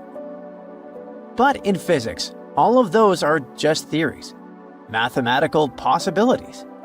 We have no direct evidence that it's real. If we ever find one, though, let's now hope it won't be the boy who cried wolf scenario. Hey, look at this rock. At first sight, it looks like a regular boring rock, the likes of which you can see when walking along the beach. Its color doesn't stand out, and its weight is pretty regular, around 4 pounds. But everything changes when you learn that this rock was born on Mars, traveled all the way to Earth, and ended up in Antarctica. Ah, now the story sounds much more fascinating. So let's find out the details. Researcher Roberta Score, who worked on the ANSMET project, which stands for Antarctic Search for Meteorites of the Denver Antarctic Program, found this meteorite in 1984. If you want to decipher the name of the space traveler, I can help you. It comes from the place where the scientists spotted it, the Allen Hills of Antarctica, hence ALH.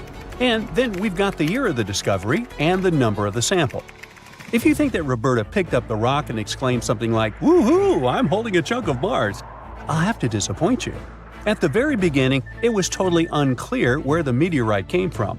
And one thing confused researchers even more. The meteor was very different from other meteorite groups found on our planet. Okay, but then how did they finally figure out it was a visitor from Mars? All thanks to traces of gas similar to those that make up the atmosphere of the red planet. We learned about its composition thanks to the brave Viking lander that carried out the necessary analyses in situ in 1976. Anyway, back to our rocky discovery. It's actually very special, and not only because the rock arrived from far, far away. Among those several thousand meteorites found on Earth, just around 100 have likely come from Mars. And even so, our guy is different from them and seems to be part of a separate group. So let's go into the past and follow the life story of this cosmic traveler. It most likely formed around 4 billion years ago on its home red planet. One day, which wasn't very different from others, turned out to be life-changing for this peaceful rock. A meteorite impact catapulted into space, and it started its own journey as a small asteroid. At that time, it was way larger than at the moment of discovery on Earth. At one point, ALH got close to Earth and, who knows, probably decided to explore something. That's how, 13,000 years ago, it ended its space journey by colliding with our planet. At the moment, this Martian fragment is the oldest we've got. But at first, it wasn't all that popular. Only in 1996 did it become way more famous after a groundbreaking discovery. You see, some NASA researchers started wondering, well, the fragment is obviously very old, but then, could it have recorded any traces of life that could have been thriving on Mars at the time ALH formed on the red planet? And guess what? Those scientists turned out to be right.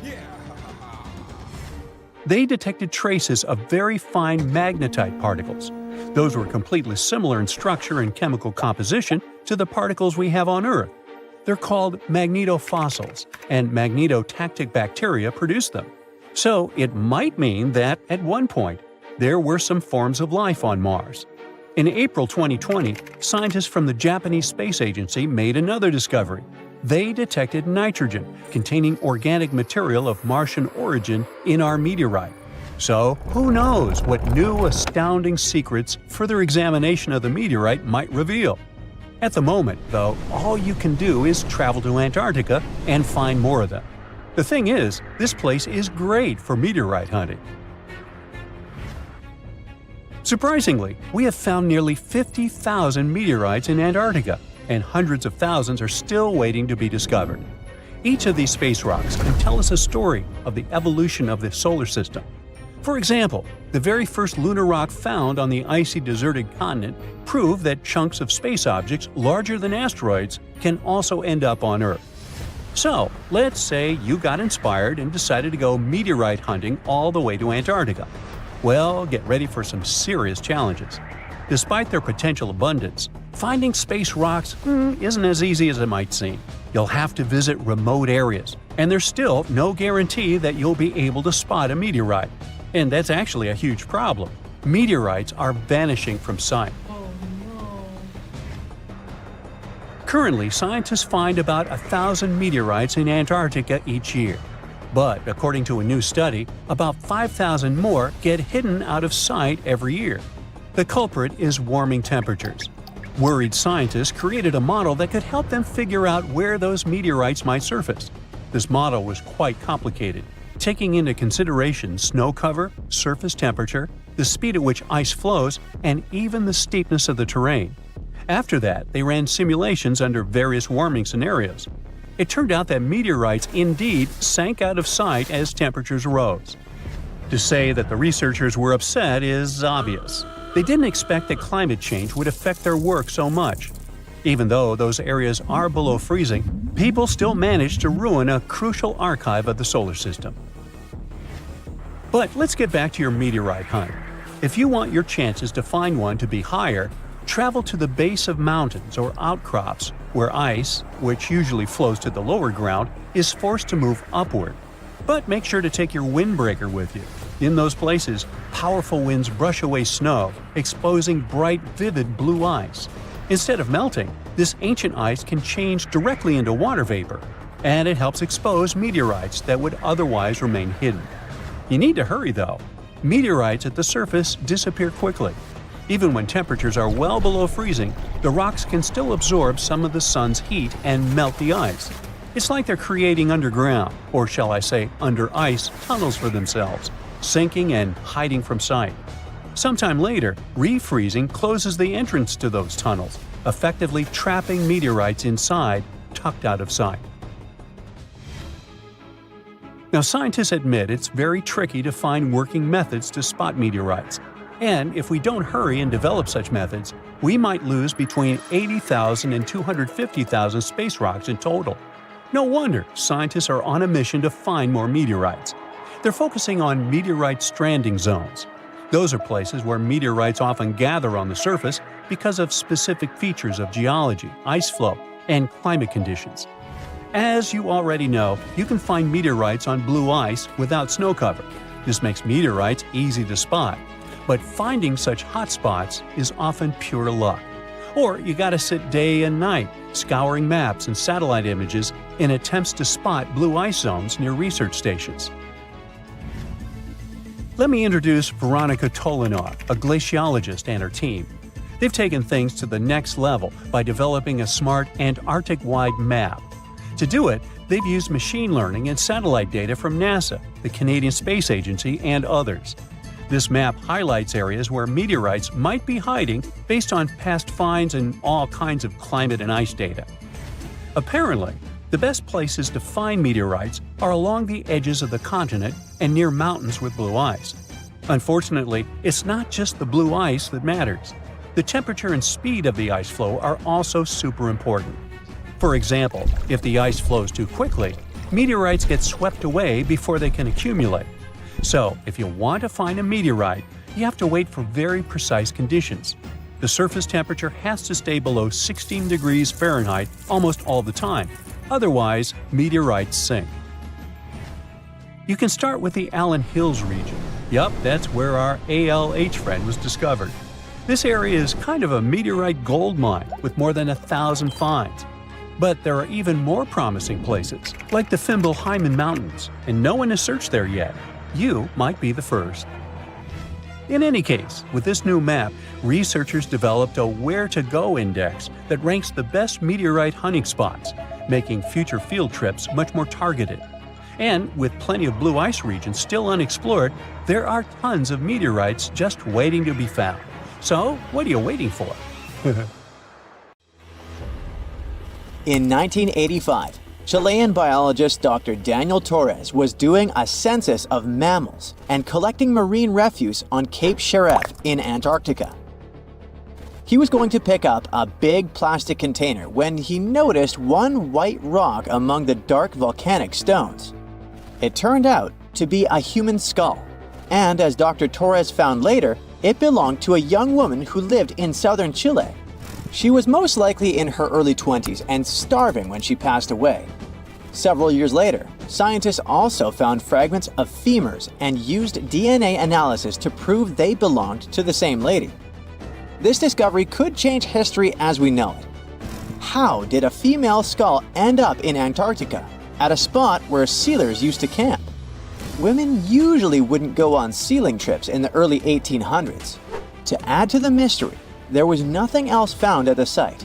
No papers, no special markings, no tools or other objects that could tell us who she was, what happened to her, or how she ended up there.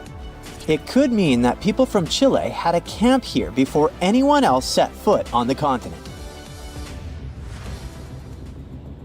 Scientists made another unique discovery in Antarctica, an ancient meteorite fragment that could be proof there's life on other planets. They believe this meteorite is over 4 billion years old and it might have come straight from Mars. In 1996, NASA scientists announced that they found special chemical marks on the rock. Some ancient Martian organisms may have left them behind, but not everyone was convinced. And later studies found that the carbon-rich chemicals on the rock probably weren't biological at all. Long ago, when Mars was a much wetter place, massive space rocks collided with the planet. These collisions produced intense heat and changed the landscape. The rock found in Antarctica likely survived 2 such impacts before a third powerful strike hurled it into space. While still on Mars, this rock bathed in water that moved through tiny cracks in its surface. This water probably left behind strange carbon bubbles that scientists thought might be the fingerprints of ancient life. Researchers recover more rocks from space in Antarctica than in any other part of the world. But you don't expect to see a pyramid there, right? I could make you try to solve this mystery, but okay, this object only looks like a pyramid. In fact, it's a mountain. You can easily find it on Google Maps if you scroll all the way to the Ellsworth Mountains. It's the tallest mountain range in Antarctica, and it stretches for almost 250 miles. Explorers from the British Antarctic Expedition first found this unusually shaped mountain and nicknamed it the Pyramid. Over the past 100 years, many people have wondered if there really was a pyramid in Antarctica, and if yes, who built it? But scientists totally rained on this icy parade as they explained there is nothing unusual about a rocky peak showing above the ice.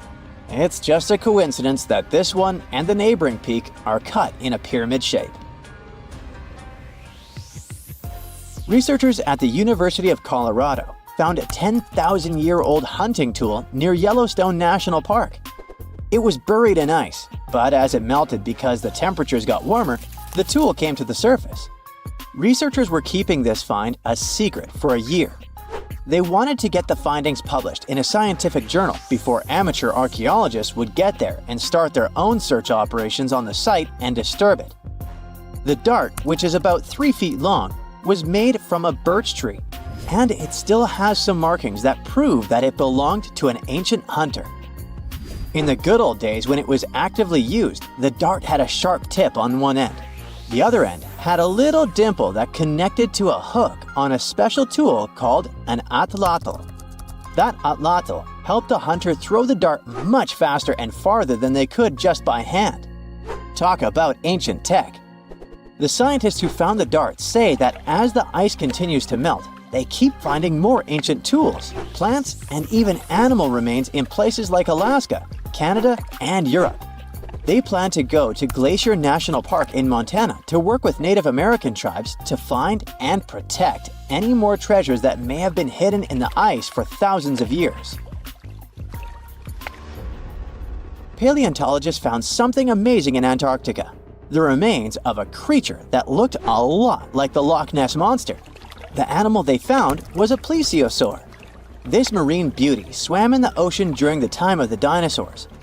This big guy had 4 flippers, a long neck, and measured an impressive 36 feet long from its head to its tail. That's about as long as a big telephone pole. This specific type of plesiosaur is the largest one scientists have ever discovered. It was also very bulky, around 15 tons. That's about as heavy as 2 modern elephants. The fossils of this giant sea creature were first found on Seymour Island in Antarctica back in 1989. But the plesiosaur was so huge and stuck in such hard rock that it took the scientists 3 more trips to get all the fossils out. In the end, they brought 1,760 pounds of fossilized bones to the lab. The scientists noticed that some of the vertebrae bones were fused together, which means this plesiosaur was a fully grown adult. After studying the fossils, scientists decided it had lived 30,000 years before the mass extinction that wiped out dinos about 66 million years ago.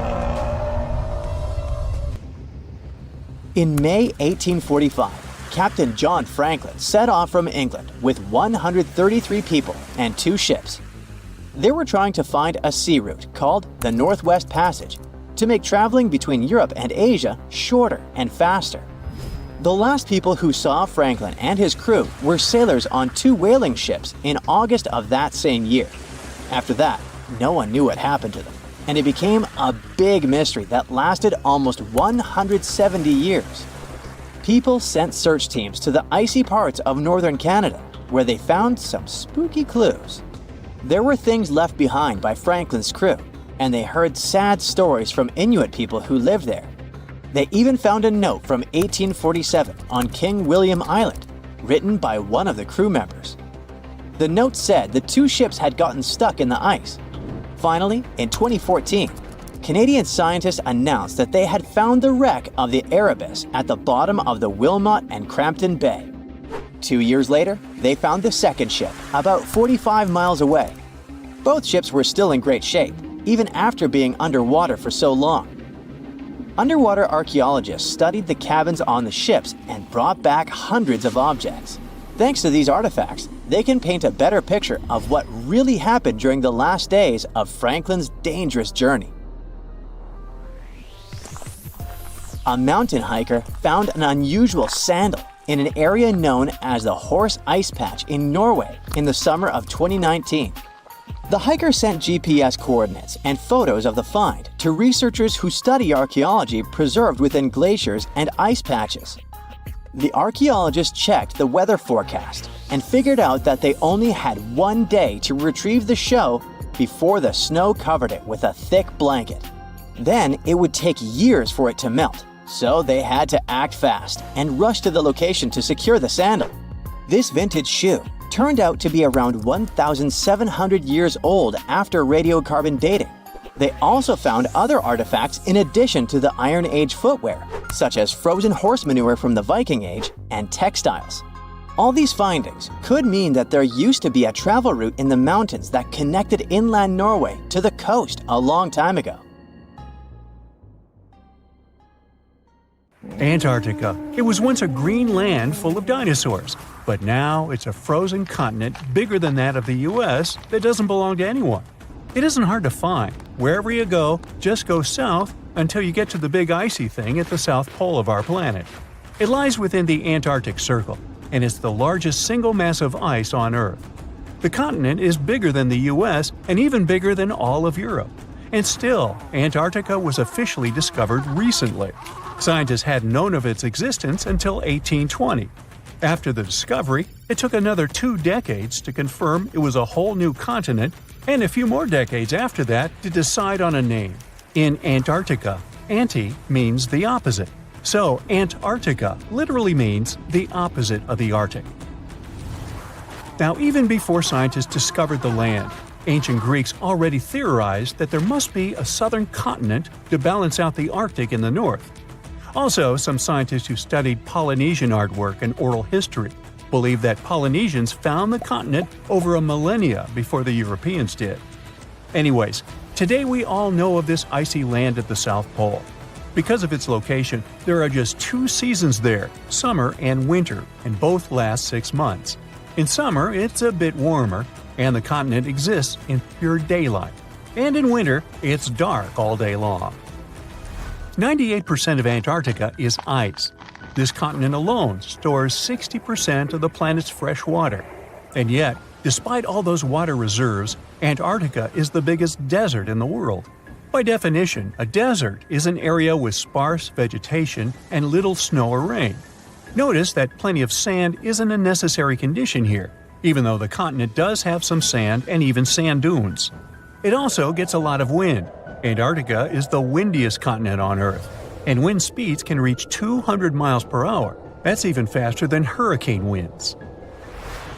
The little snow the land gets never melts. It just builds up over time, for centuries and millennia. So there's a thick ice layer there. This makes Antarctica full of hidden secrets. There's a whole new world underneath its ice. For example, there are a lot of mountains on the continent that are like 9,000 feet tall. It's taller than 3 Burj Khalifas stacked on top of each other, if we must, and that's currently the tallest skyscraper in the world. But we don't see all those mountains because they're all hidden under the ice sheet that's almost 16,000 feet thick. There's also a lake down there, beneath over 11,000 feet of snow. The lake is called Lake Vostok, named after Vostok Research Station, under which it's located. Originally, it was just a hypothesis. Over a century ago, a scientist suggested that the huge pressure created by tons of ice could decrease the melting point of ice in the lowest layers of the ice sheet, creating liquid water, which could form a lake. He didn't prove his ideas in his lifetime, but others continued his work and confirmed that this theory was true. There's also a canyon in Antarctica, hidden underneath huge masses of snow too. It's deeper than the Grand Canyon we have in Arizona. There is a mountain range that divides the continent into 2 parts, East Antarctica and West Antarctica. The western part of the continent is experiencing higher temperatures and is starting to melt. If West Antarctica melts and releases its stored water, it will raise the average global sea level by about 16 feet. That will be enough for some cities all over the world to completely disappear. Perhaps the first to turn into a water world will be Thailand's capital Bangkok, which is just 5 feet above sea level. Then it will be Amsterdam in the Netherlands, followed by Ho Chi Minh City in Vietnam, Cardiff in the UK, and New Orleans in the US. People do a lot of work in Antarctica now, residing there for many months at a time to study this mystery of a continent. Over the years, even a few children were born there. But it's not a country, and the land doesn't belong to anyone. It's governed by the Antarctic Treaty System, an agreement of peaceful research and collaboration that suspends all territorial claims.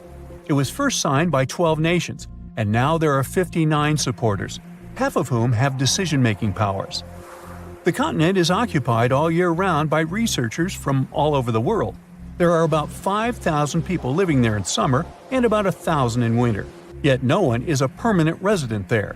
People come and go, and the scientists take turns spending time there. The average yearly temperature there is negative 30 degrees. But there was a time when Antarctica was about as warm as Melbourne, Australia is today.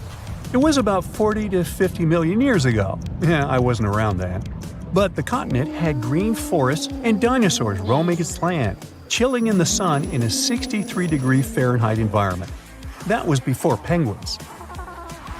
In our age, it's so cold that you won't even find any trees or bushes in Antarctica, just the snow.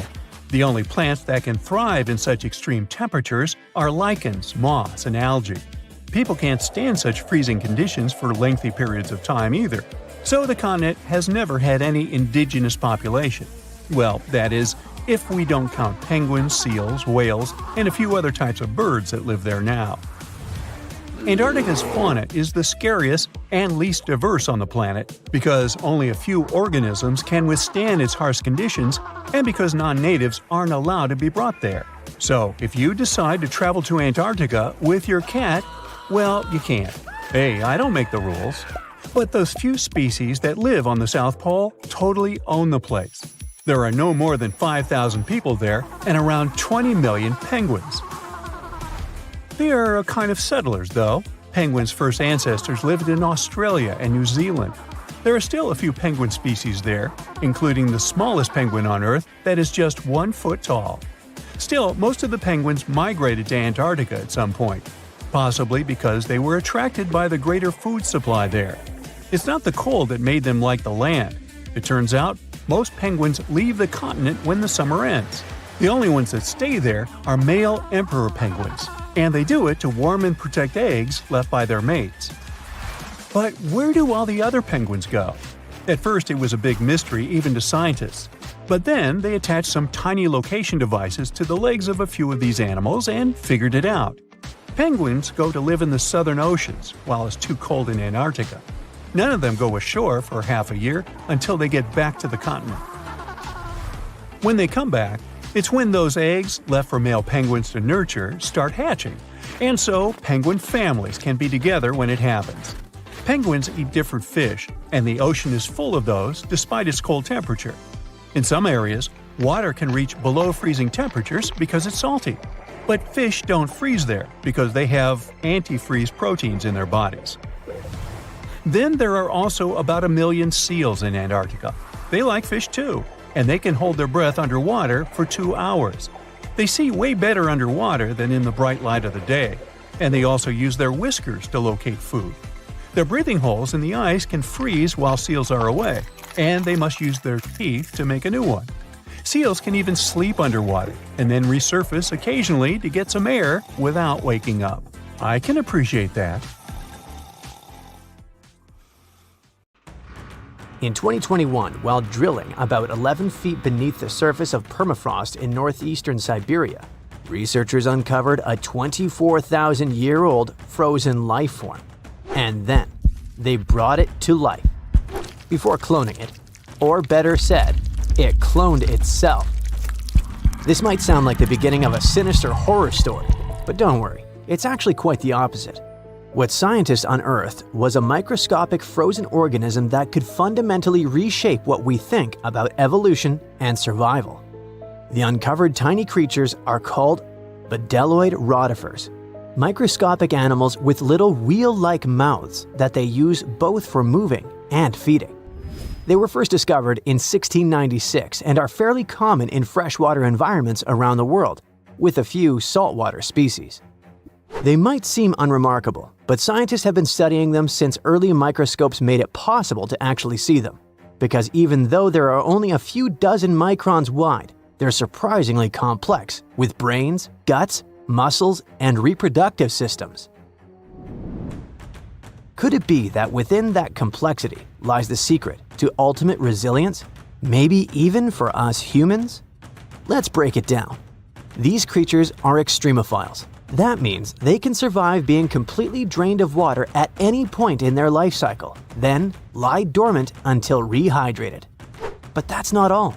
They can also persevere through some of the harshest conditions on Earth, or in outer space, or even being stuck in the Siberian permafrost wasteland for tens of thousands of years.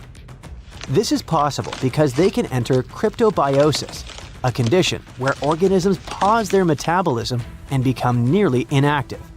It may sound sciencey, but actually, some of the everyday products we eat are stored in a fridge thanks to this phenomenon. Take yeast, for example.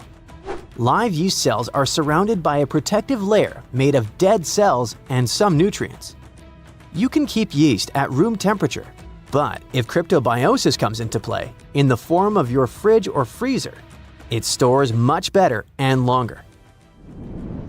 During cryptobiosis, rotifers accumulate protective compounds like chaperone proteins, which help them repair and recover once favorable conditions return. Chaperone proteins are like tiny bodyguards. Their job is to keep other proteins in the cell from falling apart under pressure. When the body is stressed, whether from heat, cold, toxins, dehydration, or just the natural aging process, the proteins inside our cells can start to misfold. Proteins need to be folded into very specific shapes to function properly, and when that structure breaks down, they become useless, or worse, harmful. Misfolded proteins can pile up and interfere with normal cell function. In some cases, they clump together in ways that poison the cell. This kind of damage is even linked to serious health conditions. So, if rotifers have developed powerful proteins that prevent cellular chaos even under extreme conditions, could we use them to protect human cells from diseases and aging? By analyzing the age of the ice they were found in, scientists figured out that these frozen rotifers were at least 24,000 years old. That's a huge leap from earlier studies, which showed they could survive frozen for only about 10 years. Now that's what you call record-breaking. This period of Earth's history is known as the Late Pleistocene Epoch, a time dominated by the Ice Age, which means these invertebrates were lying dormant when Manny and Sid were having their adventure while roaming the icy landscapes, along with saber-toothed cats and giant ground sloths. Fun fact: Although animated movies like Ice Age show woolly mammoths as huge, towering giants, they were actually about the same size and weight as today's average African elephant. Nature and evolution can be so cruel, yet fascinatingly unpredictable. Massive, menacing beasts that came from the Ice Age couldn't survive it, yet something tiny and weird, like a bedelloid, could. But regarding our unfrozen creature, after the soil thawed, the organism didn't just begin moving again, it also started reproducing.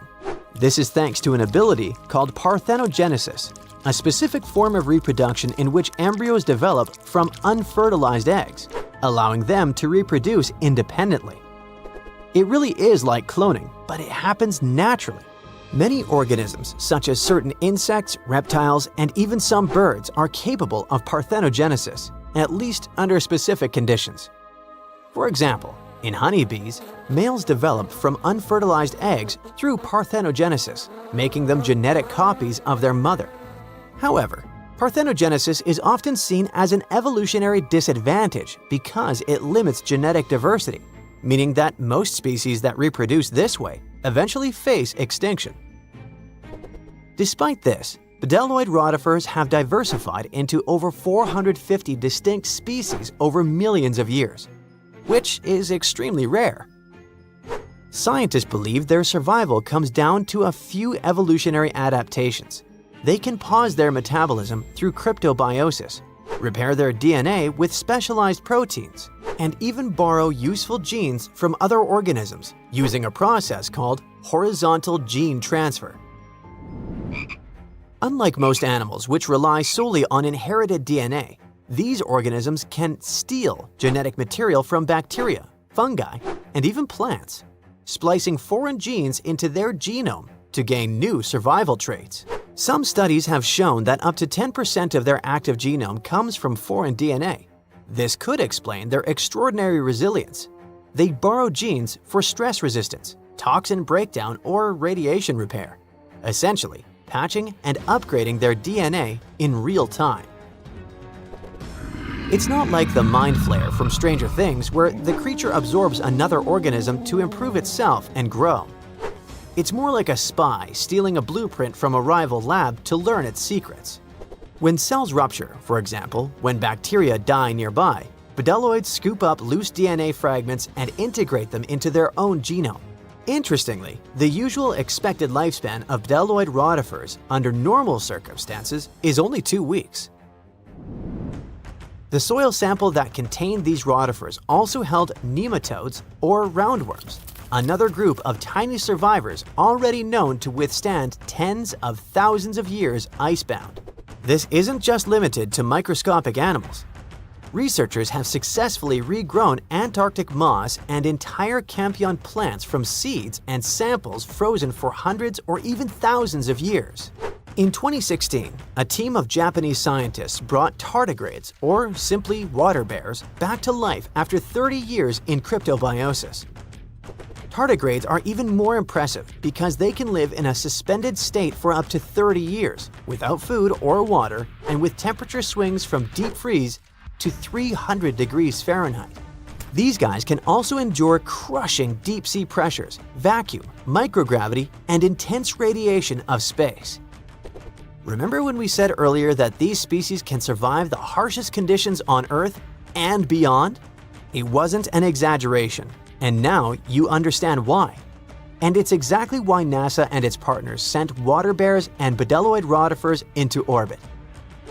They've even been aboard the ISS, helping scientists understand how these animals handle microgravity, radiation, and stress.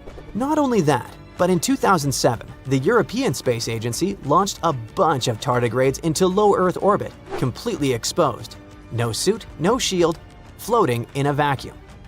They were blasted by cosmic radiation, UV light 1,000 times stronger than what hits Earth's surface, and temperatures near absolute zero.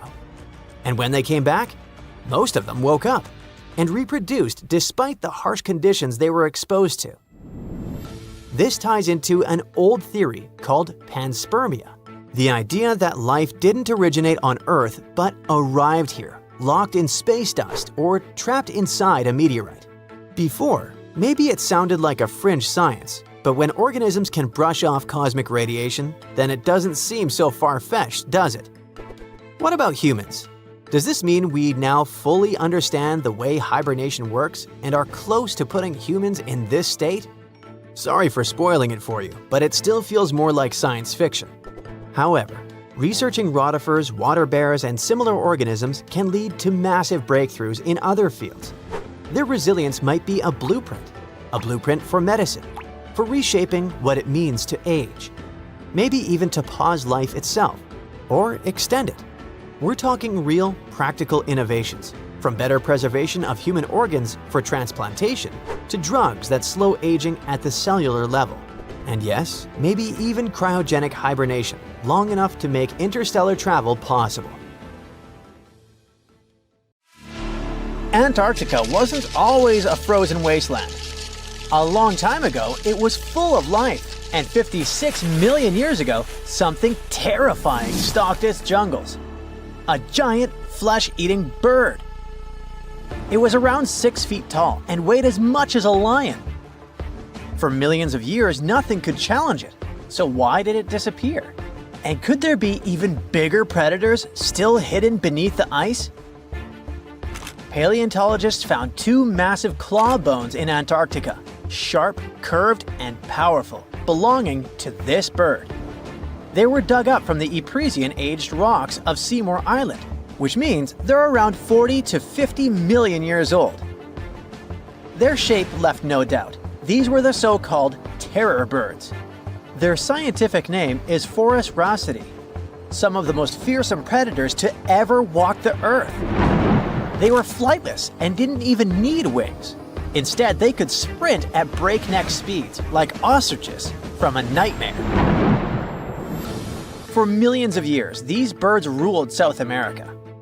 But now, for the first time, their presence has been confirmed in Antarctica. No surprise here. Back then, South America and Antarctica were still connected, allowing animals to easily commute between continents. So these birds probably migrated south to adapt to life on Antarctica's prehistoric landmass. It didn't just survive here, it thrived. But at some point, this nightmare of an animal vanished. Why?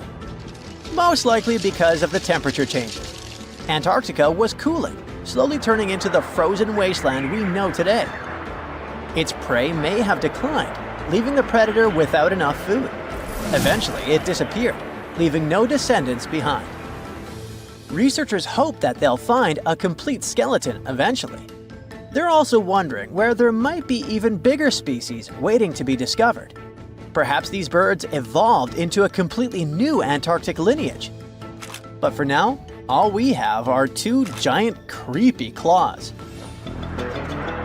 People often think that there are almost no animals or plants in Antarctica. But that's not true at all.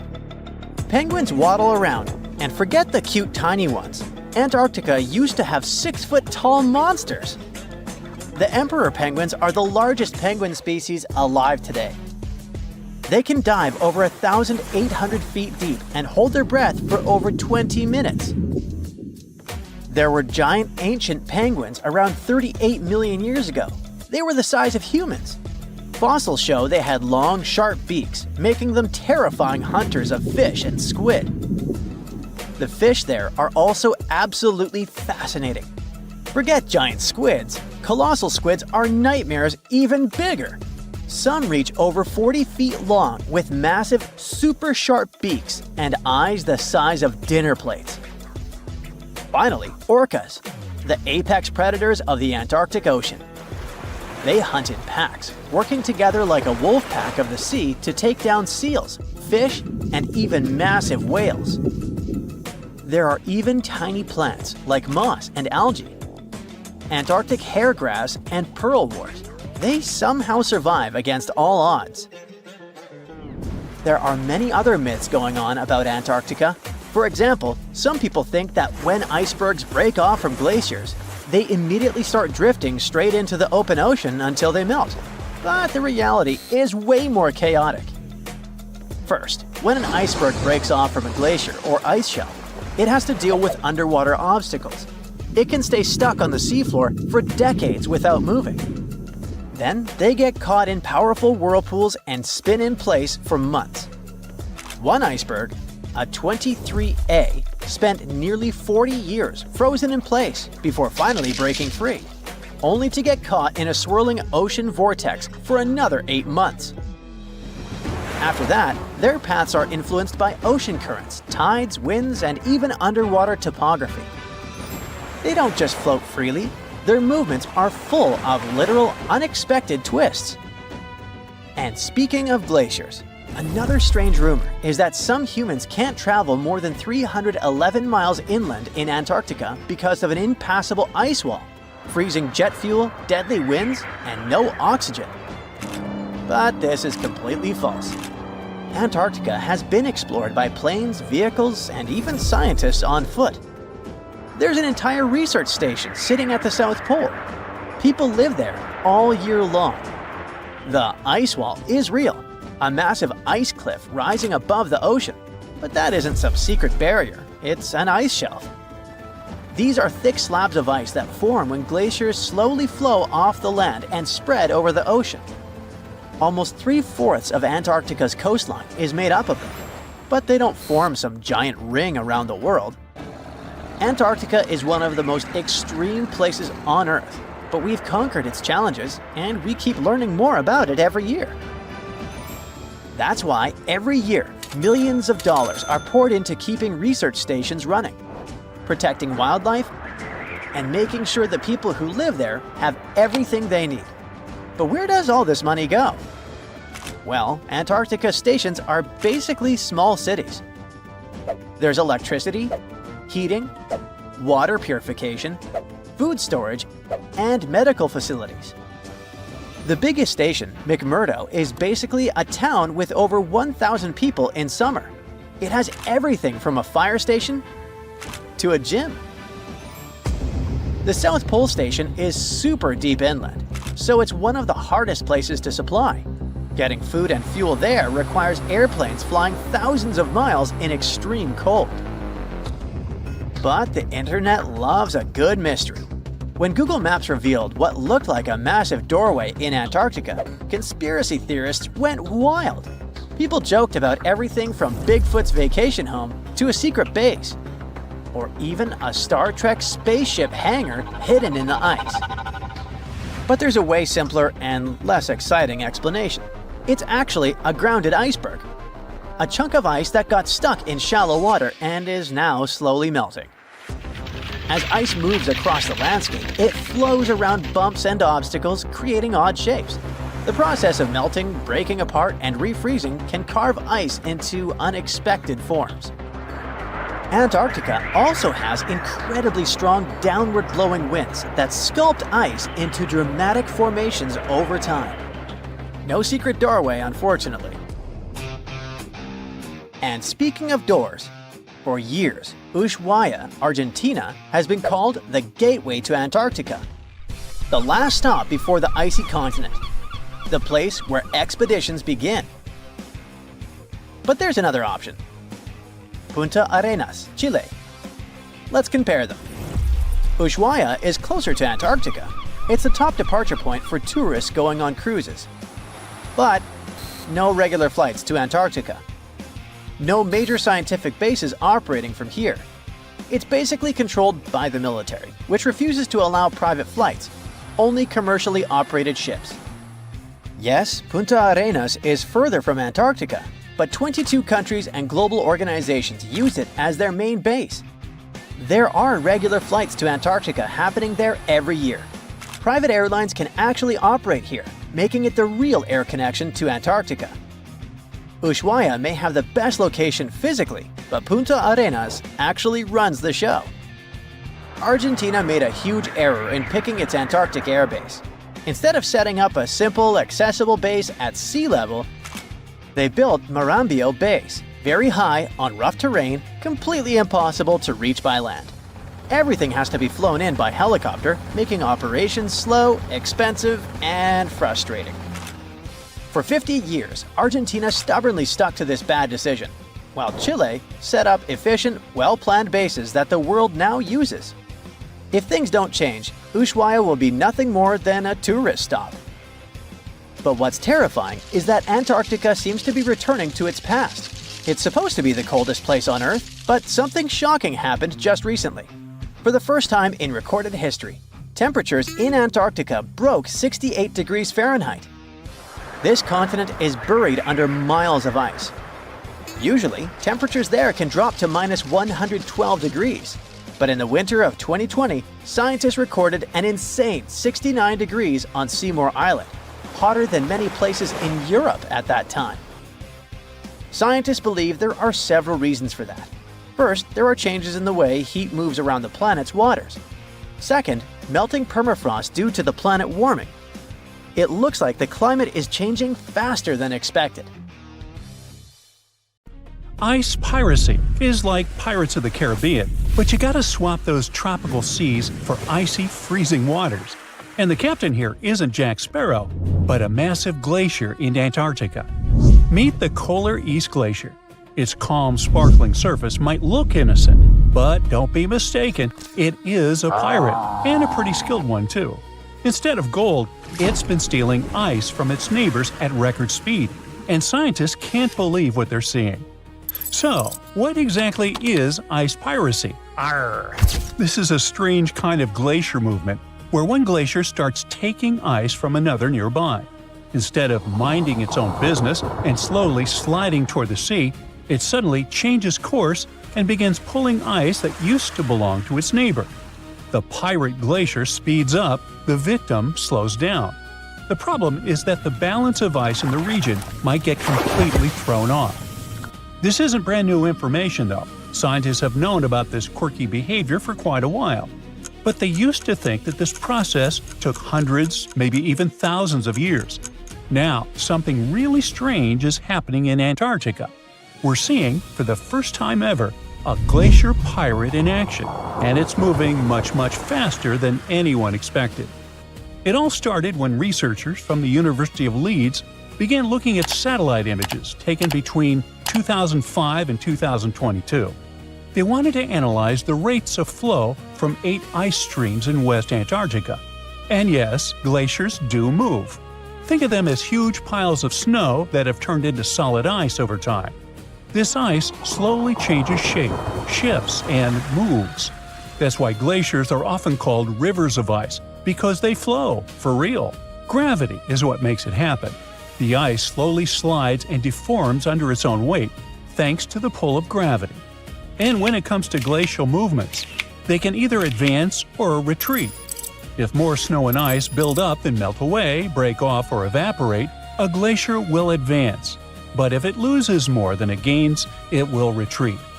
Oh, and glaciers also move at different speeds, depending on things like the slope of the land beneath them.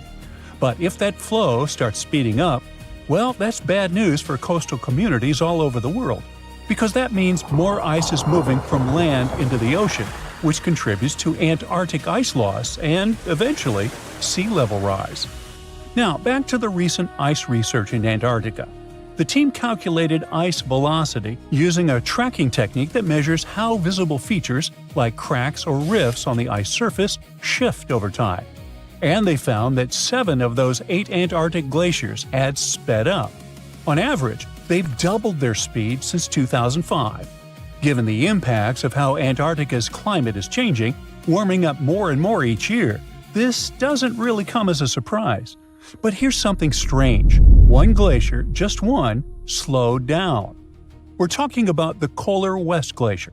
It slowed by about 10% over the study period. But how can a massive chunk of ice just hit the brakes, so to speak? To figure that out, researchers looked at its surroundings, and there it was, the culprit, the Polar East Glacier. Experts think Polar West slowed down because it's flowing toward its pirate neighbor, Captain Polar East. That one's moving much faster. In fact, it's one of the fastest glaciers in the area. Its speed has been increasing by about 105 feet every year over the study period. Okay, that might sound slow, even for a tortoise. But for a glacier, that's disturbingly fast. Polar East is the Usain Bolt of ice chunks, and that's not even the most impressive part. The strange thing is that it changed its flow direction. Instead of moving straight ahead like it used to, it's now turning towards its neighbor, colder west, and pulling ice from it. Scientists think this is happening because the ice at the point where the glacier meets the ocean is melting faster than before. That glacier melting makes the ice thinner, and as it thins, it changes the way the ice upstream flows. So now, instead of feeding both glaciers evenly, more of that ice is being funneled onto Polar East. In short, Polar East is speeding up and changing its course. So now it's pulling or stealing ice from its slower neighbor. And just like that, this mysterious glacier in Antarctica became a real ice pirate. Okay, this whole ice piracy thing isn't that weird. I mean, it's part of how glaciers normally behave. Slow, dramatic, and occasionally a little mischievous. What really blows scientists' minds is how fast it's happening. They used to think this was a super slow process, something that would take hundreds or even thousands of years. But this one is taking place in just 18 years. And this is a huge satellite discovery in Antarctica. I mean, scientists were only able to spot it thanks to the Copernicus Sentinel-1 mission, a pair of European satellites that use radar to keep an eye on Earth's surface. They can track changes in ice, land, and ocean with incredible precision and coverage, making them perfect for studying how the polar regions are changing. Because here's the thing, keeping an eye on the coldest parts of our planet is becoming essential for our future. And this particular part of Antarctica, where both the Polar West and East glaciers are located, is thinning faster than anywhere else. Its glaciers are retreating at record speed. The grounding line, the point where the glacier stops resting on land and starts floating on the sea, is moving backward. When that happens, the ice sheet slides into the ocean even faster. But scientists say glaciers aren't just melting, they're reshaping themselves in completely new ways. And that's exactly what's happening with the Polar East Glacier. Seeing a pirate glacier in action firsthand has once again changed how scientists look at things. The new data on ice piracy shows something they've never seen before. Glaciers and floating ice shelves are interacting in new and surprising ways. So, more and more, experts need to rethink how these icy giants behave as the world warms up. And that's a big deal, because they play a significant role in how fast sea levels rise this century.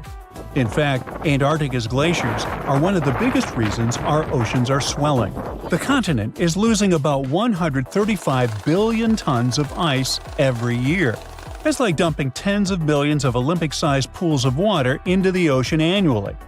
If all of its ice melted, sea levels would rise by about 190 feet. That kind of rise would flood much of Florida and huge areas of the Netherlands and Bangladesh, for example. Many small island nations would completely vanish beneath the waves. Now, you might be asking yourself, what's hiding beneath all of Antarctica's ice? Well, it might look flat from above, but underneath that mile-thick layer of ice lies a whole landscape of steep mountains and deep valleys, crossed by winding rivers. Those hidden rivers could play a crucial role in how the ice sheet reacts to all this unusual warmth. Scientists now predict that as Antarctica's ice sheet keeps melting and thinning over the next few decades, those subglacial rivers will grow, overflow, and shift into new paths. This could make some of the biggest glaciers near the coast start to break apart faster, and that would make sea levels rise more quickly. So that's why understanding these changing dynamics and glacier movement, like our icy pirate, is so important. Every new discovery helps scientists figure out what's really driving Antarctica's glaciers and how they are responding to a warming world. The more we learn about these frozen giants, the better we can predict what might happen next and how changes down in Antarctica could ripple across the entire planet. Giant vase-like sponges, otherworldly jellyfish, segmented worms covered with bristles, and large octopuses are the newest Antarctica discovery. Scientists found them after a giant iceberg had broken away, and it turned out to be a treasury of ancient life under ice. In January 2025, a huge iceberg the size of Chicago, called A84, broke off from Antarctica's George VI ice shelf, which is a large ice shelf about 280 miles long, 12 to 43 miles wide and around 820 feet thick. In the summer, which lasts from November to late February, the ice shelf melts at the surface, and meltwater ribbon lakes form. They're elongated and ribbon-like. That's how they got their name. Anyway, when the iceberg floated away, it left part of the ocean floor wide open, and it was a spot no one had ever seen before. Scientists on the research ship Falkor 2 were nearby in the Bellingshausen Sea. As soon as they heard about the iceberg, they immediately changed their plans.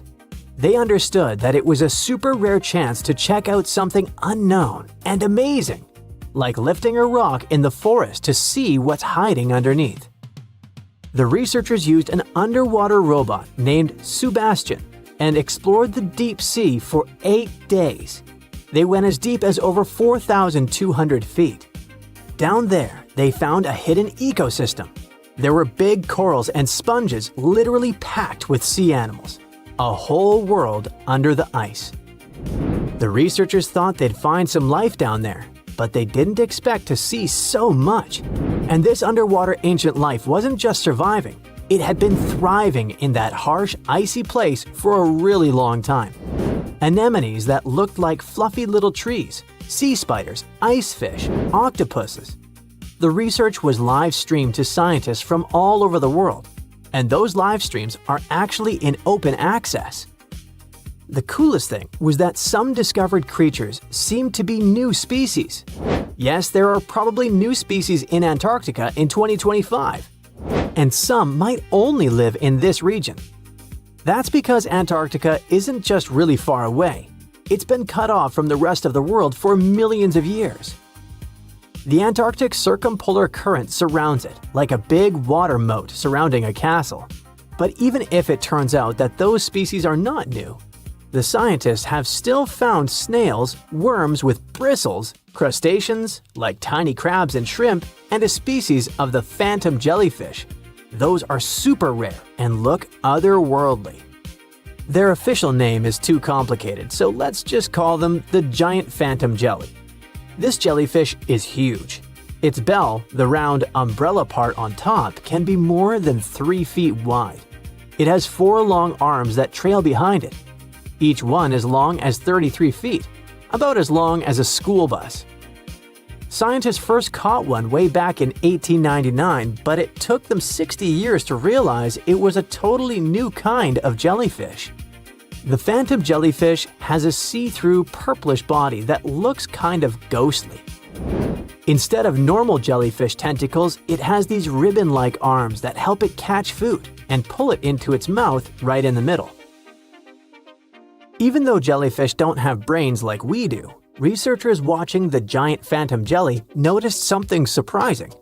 The otherworldly creature seemed to move its arms very carefully and with control, especially when swimming through tight spaces on the seafloor.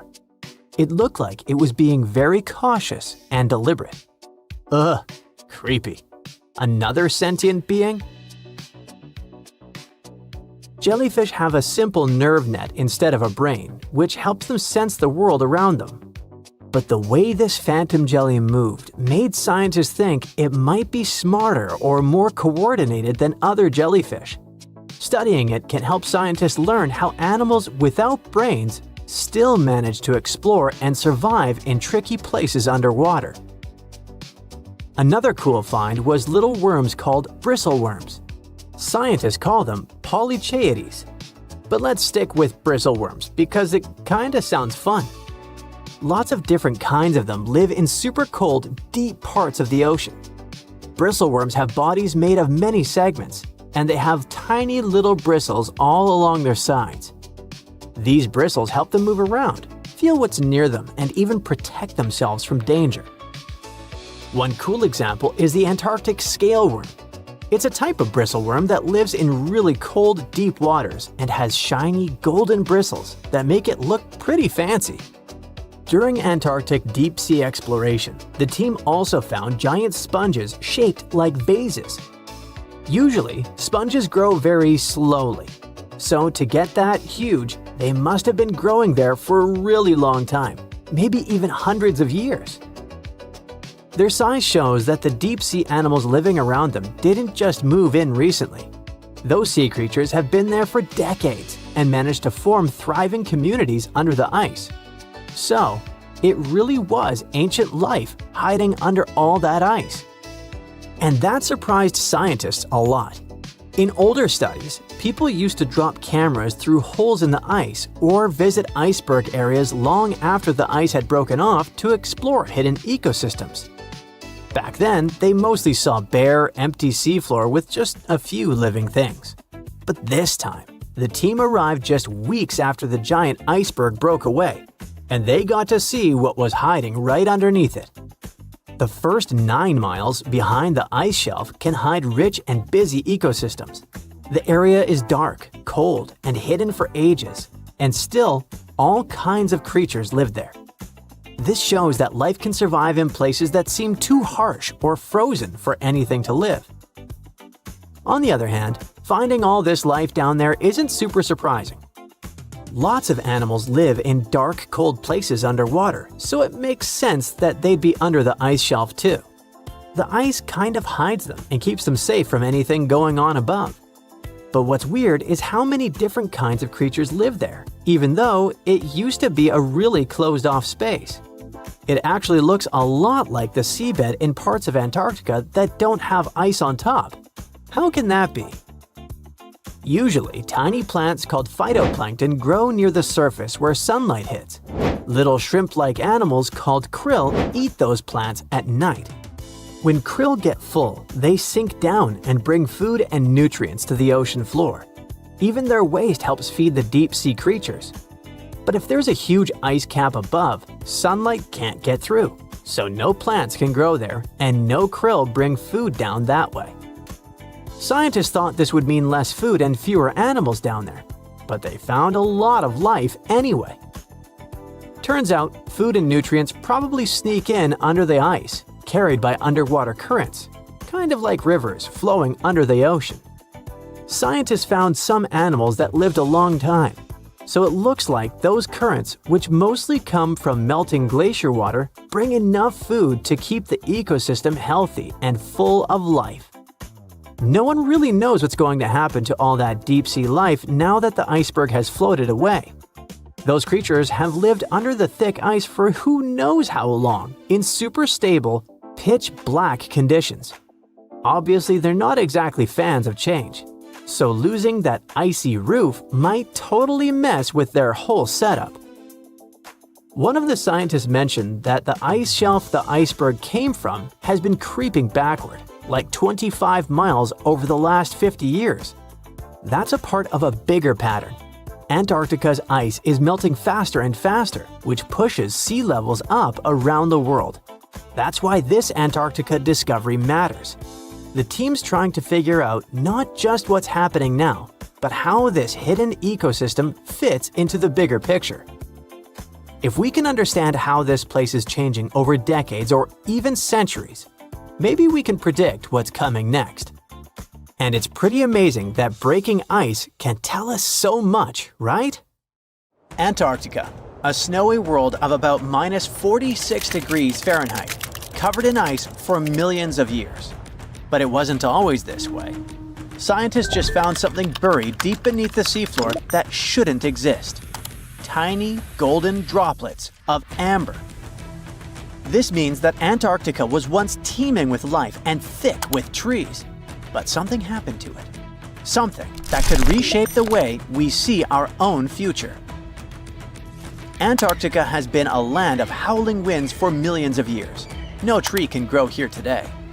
But scientists who studied those lands decided to drill deep beneath the Antarctic surface. They went thousands of feet below the ice, pulling up ancient layers of sediment.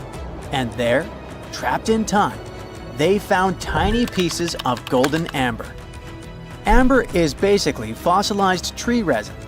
It's found all over the world, often with perfectly preserved pieces of ancient life. Insects trapped mid-flight, pollen frozen in time. Entire tiny ecosystems can be locked inside golden droplets. In every continent, but not in Antarctica. Until now. They discovered tiny specks from 0.5 to 1 millimeter in size, smaller than a grain of sand, but with huge significance. This droplet had once oozed from the bark of a tree about 90 million years ago. What's even wilder, amber is only produced by certain types of trees, the ones that grow in humid, temperate rainforests and jungles. That's when the realization hit. Antarctica used to be a rainforest. Those tiny flecks of amber, clearly seen only under a microscope, tell us a vivid story of a living and breathing ecosystem. Around 90 million years ago, during the Cretaceous period, when dinosaurs ruled the Earth, Antarctica could have been covered in lush, swampy forests filled with towering conifers, ferns, and ancient plants. Some of the fragments showed signs of damage. That means the trees that produced them had been injured, perhaps by wildfires or parasites. Though despite that, and despite the fact it spent millions of years on the seafloor, this amber was almost perfectly preserved. Solid, transparent, and free of cracks. Normally, amber buried under extreme pressure and heat just crashes over time. But this piece, it survived. That means other pieces could survive as well, and we might find more of them on the ocean floor. But this wasn't the first sign that Antarctica had once been a different place entirely. It started in 2017. A team of scientists drilled deep into the seabed near Pine Island Glacier on Antarctica's west coast. They pulled up sediment cores, long cylindrical samples of Earth that had been buried for millions of years. And it was insane. Inside these layers they found fossilized roots, pollen, spores, traces of an ancient forest that had once thrived here. And that's exactly what they'd been studying ever since then. In order not to damage anything, they had to spend years of hard work, breaking down the sediment into thousands of tiny pieces and scanning them all under fluorescent microscopes. The same team also found another piece of the puzzle back in 2020. They found more sedimentary samples from the ocean floor that pointed to a land of dense trees, rivers, and wetlands. A world that looked more like the Pacific Northwest or New Zealand. But why was Antarctica so warm back then? Well, that's all because of the atmosphere. 90 million years ago, Earth's carbon dioxide levels were terrifyingly high. It was literally one of the warmest periods in history, with temperatures soaring even at the poles. Think about it. Antarctica had no ice caps. Instead, it could have had buzzing insects and maybe even dinosaurs wandering through its forests. But in order to learn what happened to them, the team has to find more evidence. Antarctica really is a place full of mysteries. It's hard to study because it's covered in snow and ice so much that we don't even know its true shape and size. Some parts of the ice sheet are over 3 miles thick, half the depth of the Mariana Trench, the deepest trench on Earth. Luckily, snow has a great quality. It can freeze things in time perfectly. Layer by layer, year after year, it buries nature's past like a time capsule. Luckily, snow has a great quality. It can freeze things in time perfectly. Layer by layer, year after year, it buries nature's past like a time capsule. At first, fresh snow is soft and shifts easily in the wind, full of air. But as more snow piles on top, it compresses, squeezing out the air pockets and hardening into dense ice. This freezing pressure locks everything inside. It traps ancient plants, animals, and even entire landscapes. And they literally get frozen in time, because the extreme cold slows down decay. It stops bacteria growth, preventing rot, and keeping things almost perfectly intact for thousands, sometimes even millions of years. That's exactly what's going on in Antarctica. Scientists have to literally scan it all the way down this snow in order to find what this place looked like millions of years ago. What they found is an entire lost world buried under miles of ice. It It was beneath the thickest ice of East Antarctica, near the Aurora and Schmidt subglacial basins. The weight of the ice has been so immense for so long that it actually protected the land from erosion. Scientists call it the ghost of Antarctica's landscape, and it's nothing like the smooth, flat wasteland seen from above. They've found rivers that once flowed freely, now frozen in place, valleys carved by water, even 3 massive, sharply peaked hills. But what are they? To understand that, we need to go even further back in time, to the era when Antarctica was still part of a lost supercontinent. Hundreds of millions of years ago, the land we now call Antarctica was part of Gondwana, an enormous supercontinent that included South America, Africa, India, Australia, and Antarctica all fused together. But as Earth's tectonic plates slowly drifted apart, Gondwana broke into pieces. Antarctica was ripped apart, its land stretched and fractured.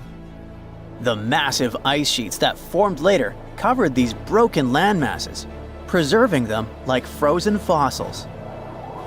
As the ice shifted and melted over time, valleys formed, and ancient rivers likely carried water toward a coast that was hundreds of miles away from where it is now. But that's not the only thing Antarctica has hidden. If you stripped away the ice, you wouldn't see a smooth, empty continent. You'd see a super dramatic landscape, towering mountains, deep valleys, even fiery volcanoes. In West Antarctica, at least 138 volcanoes are buried under the ice. One of them, Mount Erebus, is still active. And inside, it has warm volcanic caves where you could walk in a t-shirt. Oh, and if it wasn't weird enough, Erebus is also spewing out gold. Yep, the actual tiny specks of gold from deep within the Earth. Scientists believe this happens because magma, the superheated semi-molten rock beneath the Earth's surface, carries liquid gold with it as it rises. Every single day, Erebus releases about 0.2 pounds of it. That's worth around $6,000 per day. In a year, that adds up to 64 pounds, or more than $2 million, floating into the sky. Unfortunately, before we grab shovels, we gotta remember that those are just microscopic particles. They're often smaller than 60 micrometers, thinner than a human hair.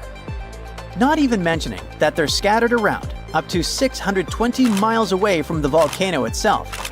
Finding them is nearly impossible. But that just shows that even in such a harsh place that looks just like a white desert, there are still many fascinating mysteries to discover. For example, somehow, life still clings there. In 2017, scientists drilled deep beneath the ice of the Ross Ice Shelf looking for water. But they found something fantastic instead. A river hidden beneath 1,640 feet of ice, running through the dark. And inside it, hundreds of tiny shrimp-like creatures. They swarmed around the camera, blocking the lens, welcoming the scientists. In deep caves beneath the ice, DNA evidence has also shown traces of moss, algae, and possibly even unknown tiny animals. So, turns out, even in one of the harshest places on Earth, life finds a way. And who knows what else we'll discover in the South Pole?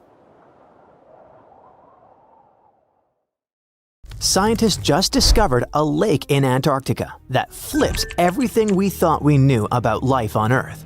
They drilled through thick ice and found liquid water where everything should be frozen solid. And inside this water, there is life. I mean actual living organisms thriving in the dark, untouched for ages. The story starts with an expedition that added a new, super important spot to the Antarctica map. Between November 2019 and January 2020, researchers trekking across the frozen desolation reached an area called Enigma Lake. They thought they were walking over a huge slab of solid ice, but their gear showed something different. So they used a powerful drill to get through the ice, peered beneath layer after layer, and detected at least 40 feet of liquid water trapped under the surface. They came looking for a rock, but found a hidden world under ice in this Antarctica lake, where they would least expect it. The scientists were shocked and didn't stop at this discovery. They wanted to know where all this water came from, because in this part of Antarctica, the climate is ruthless. Extreme temperature, low precipitation, punishing winds, and solar evaporation aren't exactly perfect conditions for a lake. Any fresh water was supposed to have dried up long ago. So there had to be a source for refills for a subglacial lake in Antarctica like this one. The researchers looked at the chemical composition of the salts and dissolved materials in the water. They noticed some patterns that pointed to a source. It looked like the nearby glacier was feeding the lake via some underground pathway nobody expected to exist. So there it is, an amazing Antarctica discovery hidden beneath ice, fed not from rain or surface melting, but from an underground flow that circles the Earth in silence. And because of that, when the team drilled deeper, they didn't just find water, they found a secret ecosystem. Life, where they thought there couldn't be any. Now by life here, I don't mean the kind that waves at us, I mean tiny creatures. Tiny structures, microbial communities that evolved in isolation, shielded by the ice, and pretty restricted to their hidden home. They cover the lake bed in microbial mats, not just blobs of algae, but complex, carpet-like mats of microorganisms. Some mats look like thin, spiky coverings, others like thick, crumpled carpets, or even tree-like structures up to 15 inches tall.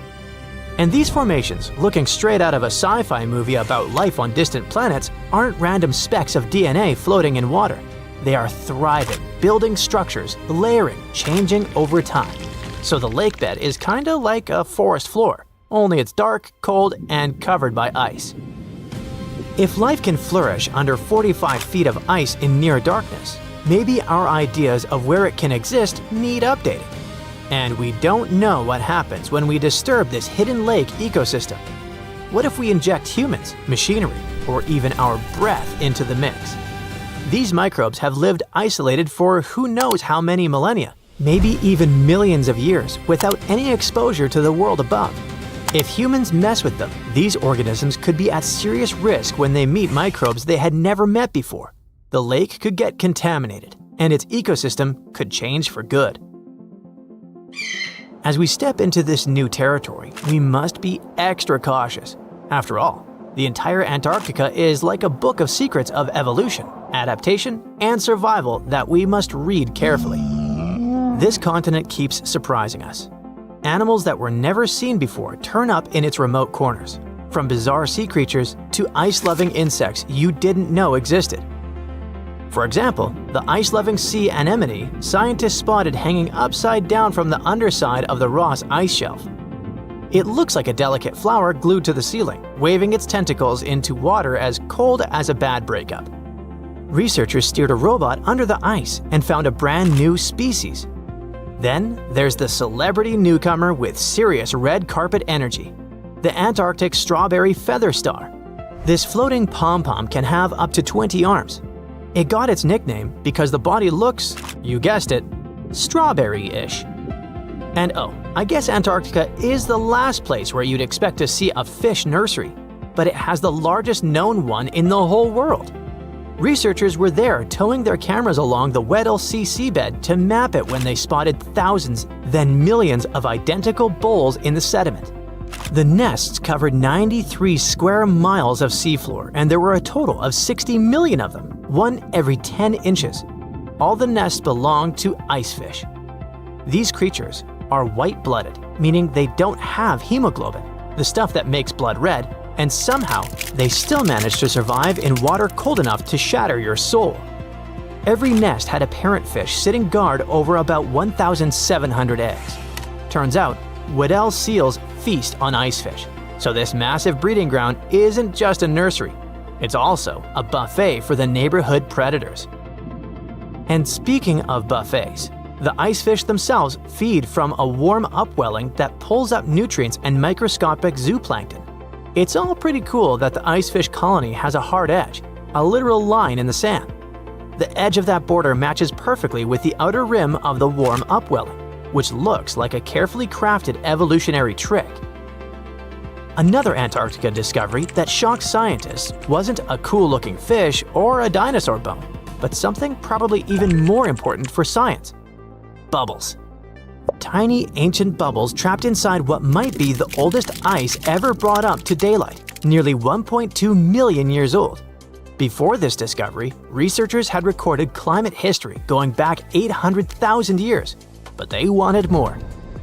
They spent years searching for the perfect spot where ice could tell the story straight through. Some Antarctic regions hold ice even older, maybe 3 or 4 million years. But it's patchy, and they needed a continuous record. When they finally drilled into the right spot, they found crystal clear ice cores with bubbles that trapped the atmosphere of Earth as it was hundreds of thousands of years ago.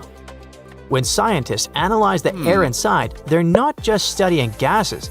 They can tell what our distant ancestors inhaled, what the planet exhaled, and how the rhythm of life and climate played out long before us. The period around 900,000 years ago, the same time sealed inside this ice, may have been one of humanity's closest calls. According to genetic studies, the human population shrank to about 1,300 individuals on the entire planet. Nobody knows what exactly led to this, but it could have been the climate.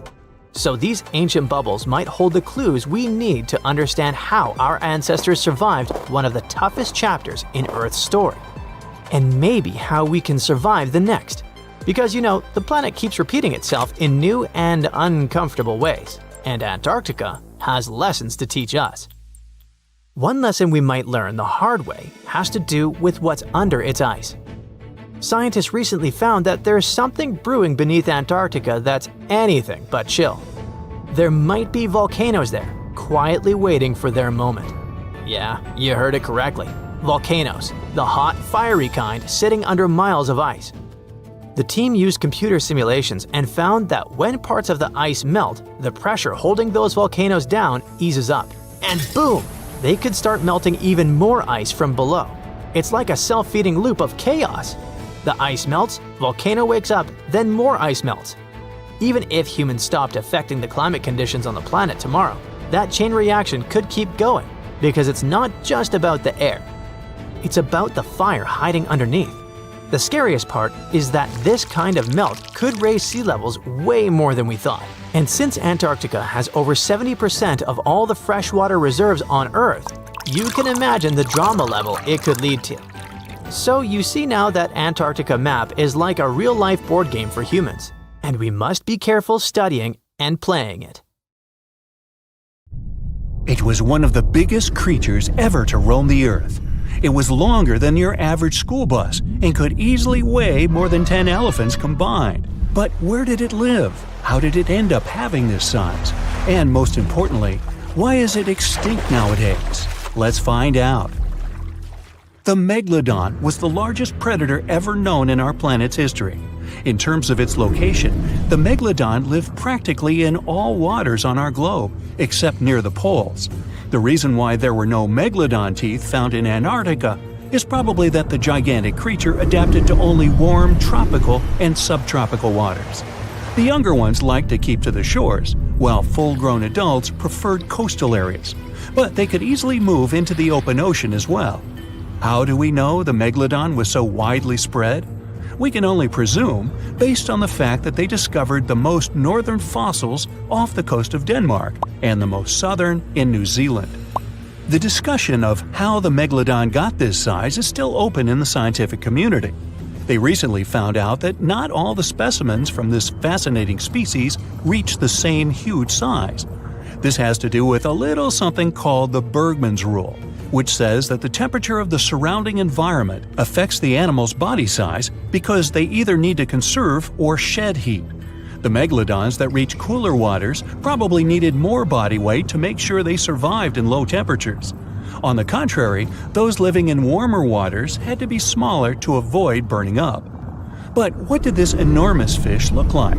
Most modern depictions show the megalodon resembling an enormous great white shark. But well, it seems it may not necessarily be correct. The megalodon likely had a much shorter nose and a flatter jaw that looked almost squashed when compared with a great white shark. It also seems to have something in common with the modern blue shark: extra-long pectoral fins. They needed these to support their weight and size while navigating the planet's waters. Lastly, the lady megalodons, seem to have been about twice as large as the gentlemen. As for their offspring, even a small megalodon was enormous, at least 6.5 feet from nose to tail. How do we know that? Because specialists have stumbled upon megalodon nursery habitats in Panama, Maryland, the Canary Islands, and Florida. Even the piles of used diapers were enormous. Nah, not really. Surely the scariest aspect of the megalodon's looks was its mouth. I mean, think about it. Megalodon had whales for dinner, so it obviously needed to open its mouth wide enough. Scientists have estimated that its jaw would span a mind-boggling size, 9 by 11 feet wide. Just to paint you a better picture, that means it could have easily gulped down 2 adult people side by side. Wait, which 2 adults? Those impressive jaws also feature 276 teeth. Based on modern reconstructions of the force of its bite, it looks like it may have been one of the most, if not the most, powerful animals of prey ever to exist. For comparison, humans can have a bite force of around 1,300 newtons. Today, great white sharks have been estimated to be able to bite down with a force of over 18,000 newtons.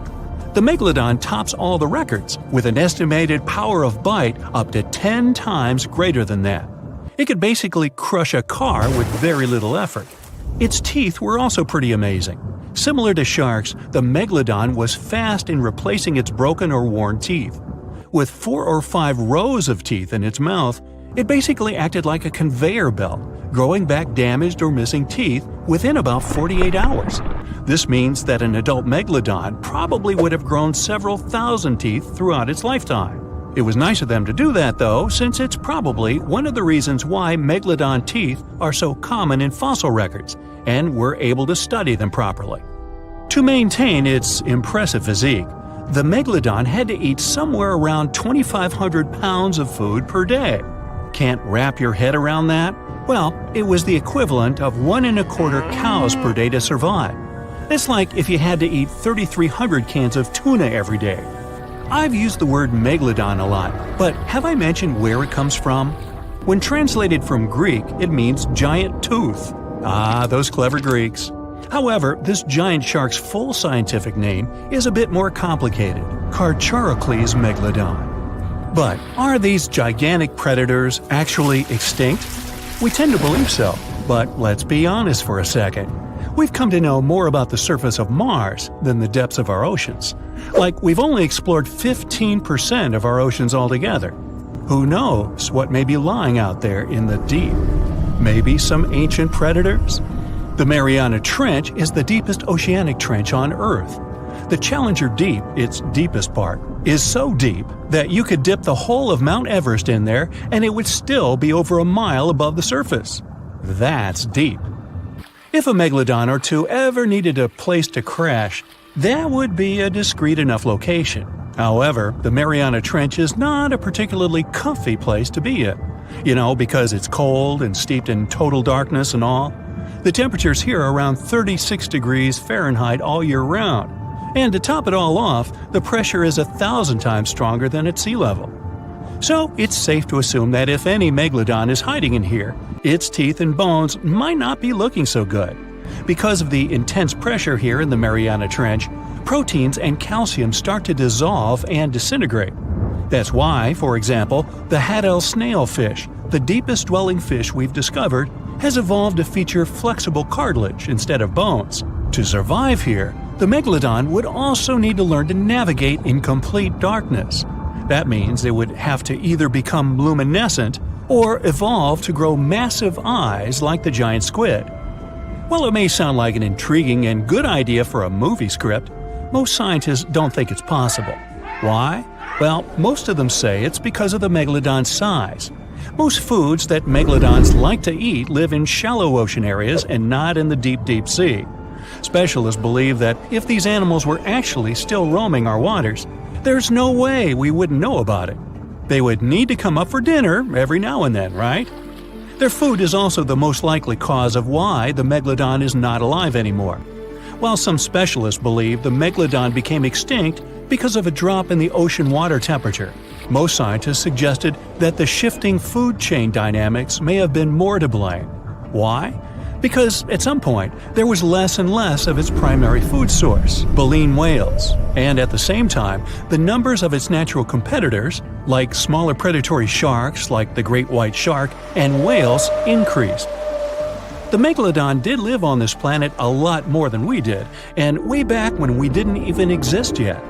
They were here for nearly 70 times longer than we, modern humans, have, inhabiting the oceans for around 20 million years. Homo sapiens appeared around 300,000 years ago. The megalodon managed to survive for so long mostly because of its unbeatable size. I mean, they can make a meal out of almost everything in the sea at the time. We may think about both of them as prehistoric creatures, but the megalodons and the dinosaurs never coexisted on Earth. The dinosaurs probably died out about 66 million years ago. Megalodons seem to have appeared a bit later. That's because the oldest megalodon fossils we have yet discovered are from the Miocene epoch, which began 23 million years ago. So long, Meg. We've all dreamed of visiting the Arctic and witnessing the natural wonders of polar bears frolicking on ice floes or the aurora borealis dancing across the sky. Well, sorry to break it to you, but you won't find any tourists flocking to Antarctica anytime soon. Why, you may ask? Let's dive into it. First off, where is Antarctica? It's located in the southern hemisphere, specifically at the South Pole. The Southern Ocean surrounds it, and most of the continent is covered by ice, making it one of the most remote and frigid places on Earth. Now, have you ever met someone who's visited Antarctica? Probably not. It's one of the least visited places on the planet, and only a handful of lucky explorers have seen its interior, which is mostly made up of glaciers and ice fields. But trust me when I say the wildlife and scenery are out of this world. Why shouldn't you travel to Antarctica? Well, for starters, the environment is incredibly fragile and can be easily damaged. Plus, there are no native human populations on the continent, so your travels would essentially be like visiting an uninhabited island. And let's not forget that it's also one of the most expensive destinations to travel to. Despite all that, Antarctica is not exactly guarded like a fortress, but there is an international agreement called the Antarctic Treaty. This treaty was negotiated to prevent any unwanted activity on the continent and bans some forms of testing done there by member states. But the primary reason we can't just waltz into Antarctica is that it has a delicate ecosystem that needs protection. The treaty states that Antarctica should be used for peaceful purposes only and should be free from any human activity that could harm the environment. Scientists are still learning about the continent's unique ecosystem, and our activity and machines could disrupt the delicate balance that exists there. If you're still itching to go to Antarctica, getting permission isn't exactly a walk in the park. U.S. citizens, for example, need to complete a special form and send it to the Office of Ocean and Polar Affairs. And once you're there, you'll need to follow some strict guidelines to protect the environment, like not disturbing any wildlife or taking souvenirs like rocks, plants, or animals. Now, technically, can you live in Antarctica? While there are no laws banning people from living there permanently, it's a very inhospitable environment and unsuitable for human habitation. Temperatures can reach -76 degrees Fahrenheit and below, making it nearly impossible for anyone to survive without the proper equipment and experience. Plus, the nearest piece of land is over 1,000 miles away, making any inhabitants completely cut off from the rest of the world. Who knows? Maybe one day we'll get the chance to visit this unique and fascinating continent. But until then, let's admire it from afar. Let's now talk a bit about the discovery of Antarctica. Unlike other places that were already inhabited, Antarctica never had a native human population. Ancient Greek philosophers had an idea about the continent and called it Antarctos, meaning opposite the bear. The bears it refers to are not the polar ones though, but rather the Great and Little Bear constellations, which are only observable in the northern hemisphere. As a result, the term signifies the opposite of the land of the bear. Whaling and sealing voyages in the late 1700s and early 1800s would venture further south when rounding Cape Horn at the tip of South America. It was known that going further south often meant stronger winds, but also the risk of hitting floating ice of all sizes and of winds and seas that could prove dangerous to the ship and crew. Captain James Cook was the first to cross the Antarctic Circle on January 17, 1773, in the Ross Sea region.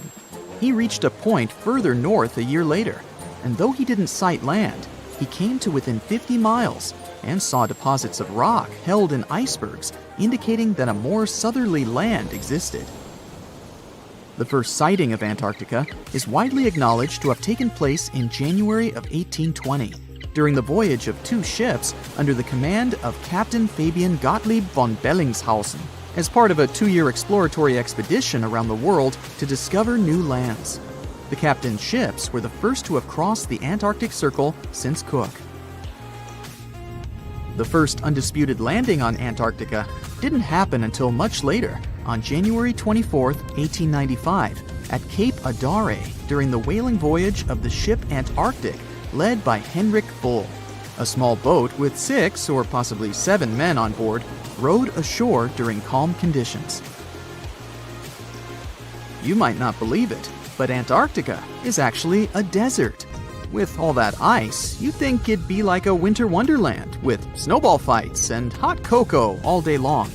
When we think of deserts, we picture camels and cacti and people struggling to find water. But in Antarctica, it's a whole different story. The struggle isn't to find water, it's to find anything that's not covered in ice. And the average rainfall has been just over 0.4 inches in the past 30 years. That's like a few drops of rain compared to what we're used to.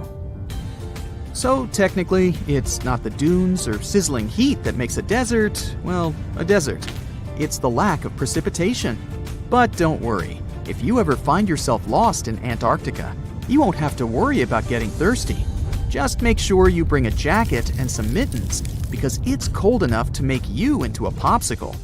Not only is Antarctica one of the driest places on Earth, but it's also the coldest, the windiest, and the highest. Talk about overachieving. The penguins and scientists down in Antarctica have at times found themselves in a bit of a pickle when it comes to time. You see, unlike the rest of us on this big blue planet, there is no Antarctica time zone. All the lines of longitude meet at a single point at the South Pole, making it a bit of a head-scratcher when trying to figure out what time it is. Now, you might be thinking, but how do the scientists and researchers keep track of time down there? Good question. They typically stick to the time zone of the country they departed from. However, with stations from all over the world on the Antarctic Peninsula, things can get a little wacky. Imagine trying to coordinate with your neighboring countries without accidentally waking them up in the middle of the night. You might think that not much could survive in a place where the temperature is extremely cold, the sun barely shows up, and the wind could blow you away faster than a tumbleweed. Well, as in many places on Earth, life found a way in Antarctica too. Believe it or not, this frozen continent is buzzing with activity. It's home to billions of krill, which in turn attract lots of seals and more penguins than you can shake a fish at. But don't let their cute and cuddly appearance fool you.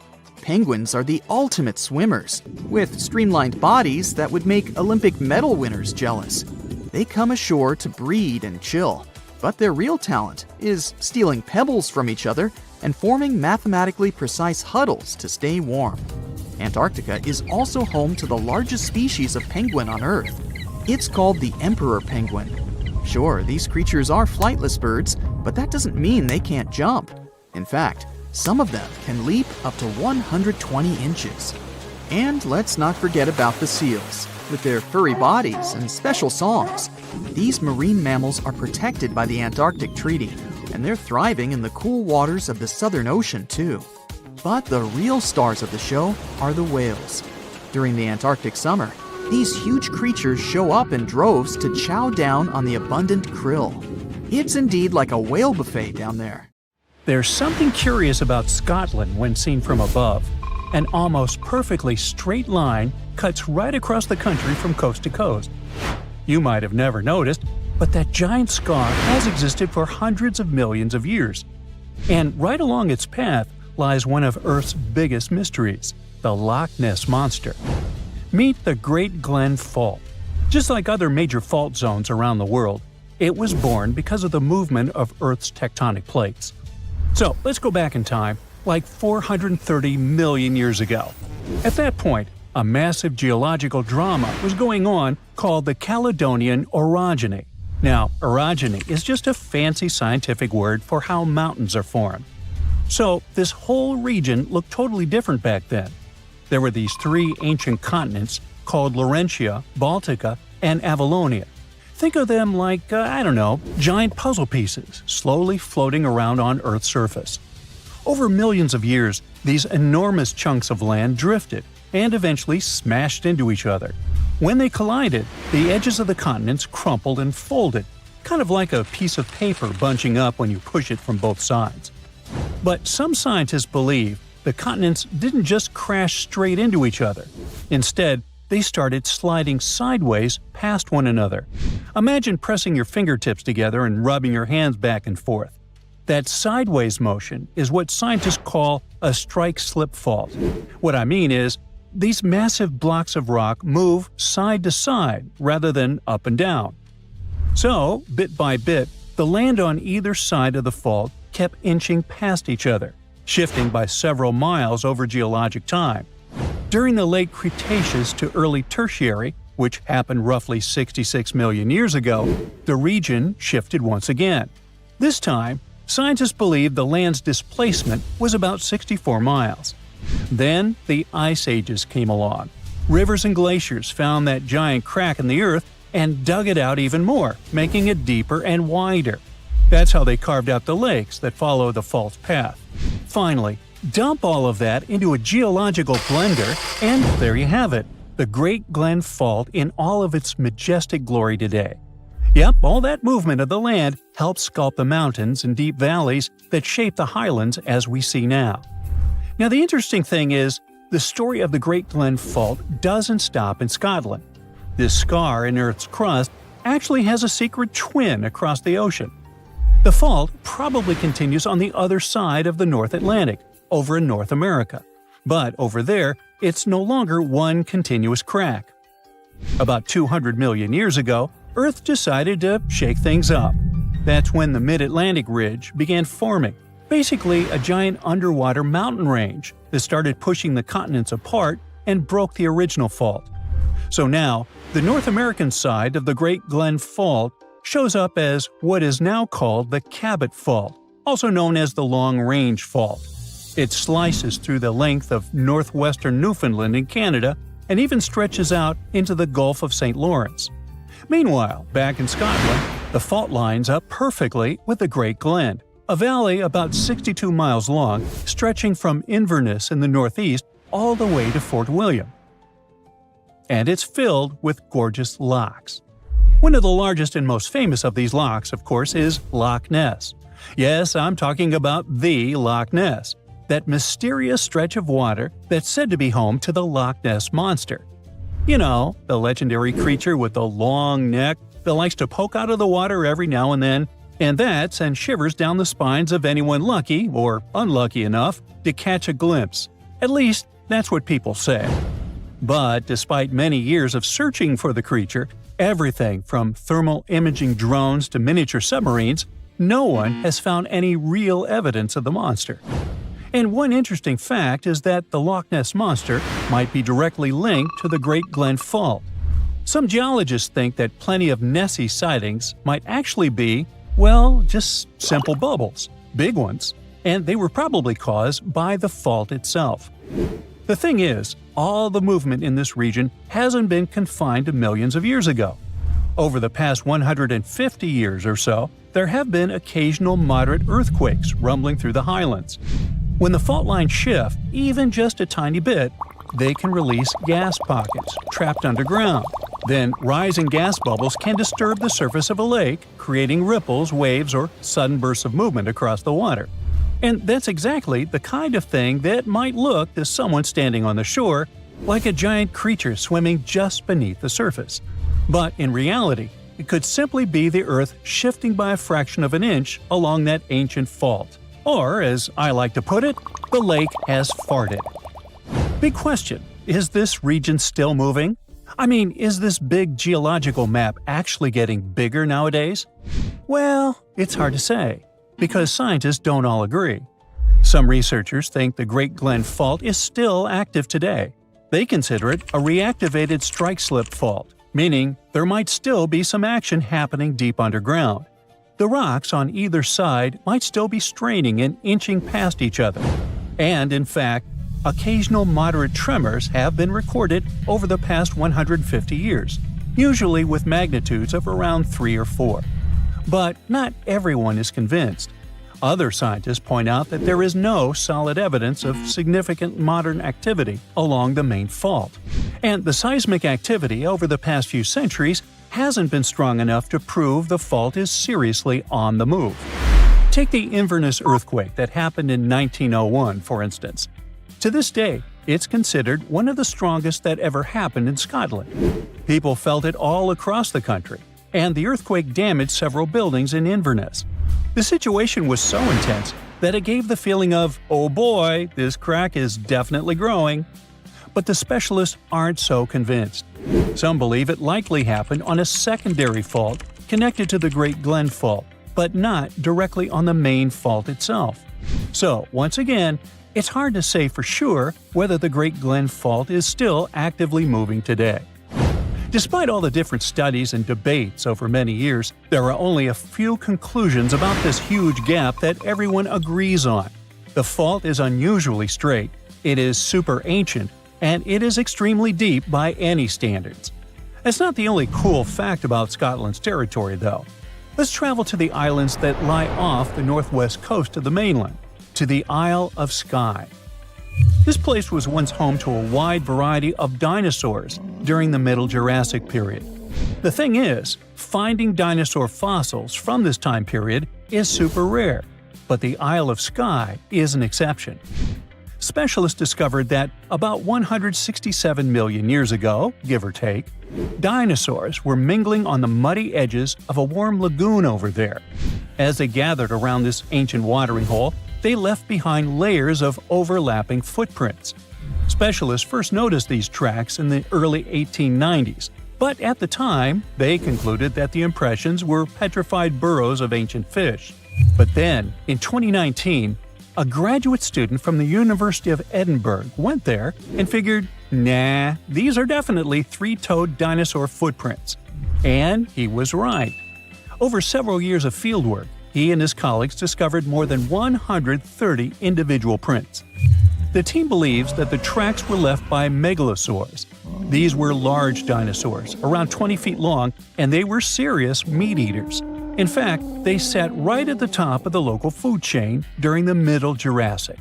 But at the time those footprints were made, these big boys probably weren't hunting prey.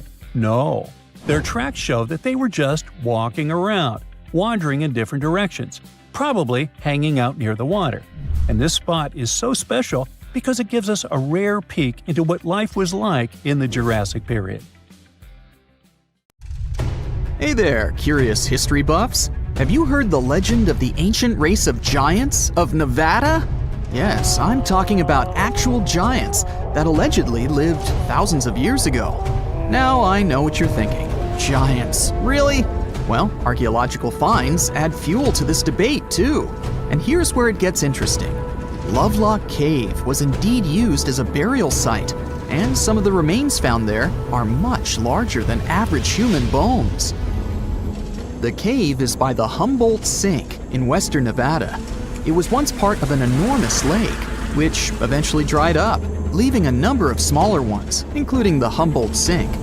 The cave became the home of the Site-Ka tribe. According to the legend, these red-haired giants were so big that they had to be buried in the cave itself. Indeed, later on, archaeologists discovered 8 to 10 foot tall skeletons. This legend started to unfold when a mining engineer named John T. Reed talked to the locals in 1886. Once Reed saw the cave, he knew he was onto something. The news spread soon, but the cave was attracting another type of attention too. The deposits of a fertilizer known as guano were discovered inside the cave. So a mining company began excavating the precious resource in 1911 and soon shipped more than 250 tons of the fertilizer to San Francisco. Unfortunately, some of the human remains and artifacts were neglected and lost in the mining process.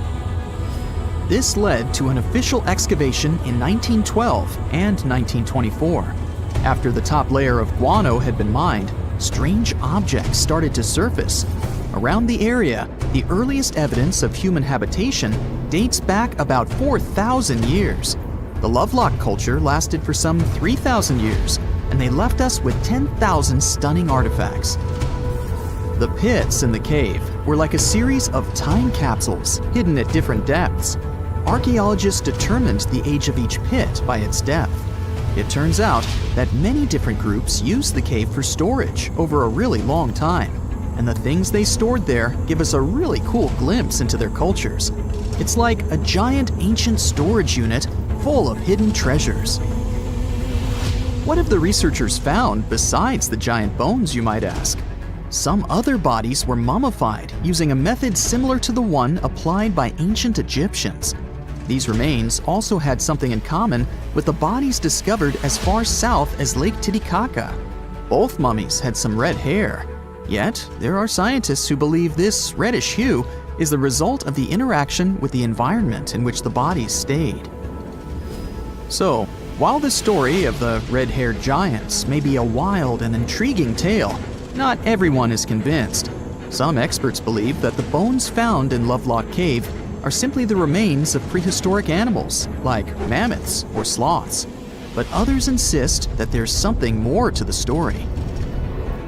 Other relics, such as finely crafted baskets and exquisite duck decoys made from tule fibers, were also found there. In any case, this cave is worth the attention it gets.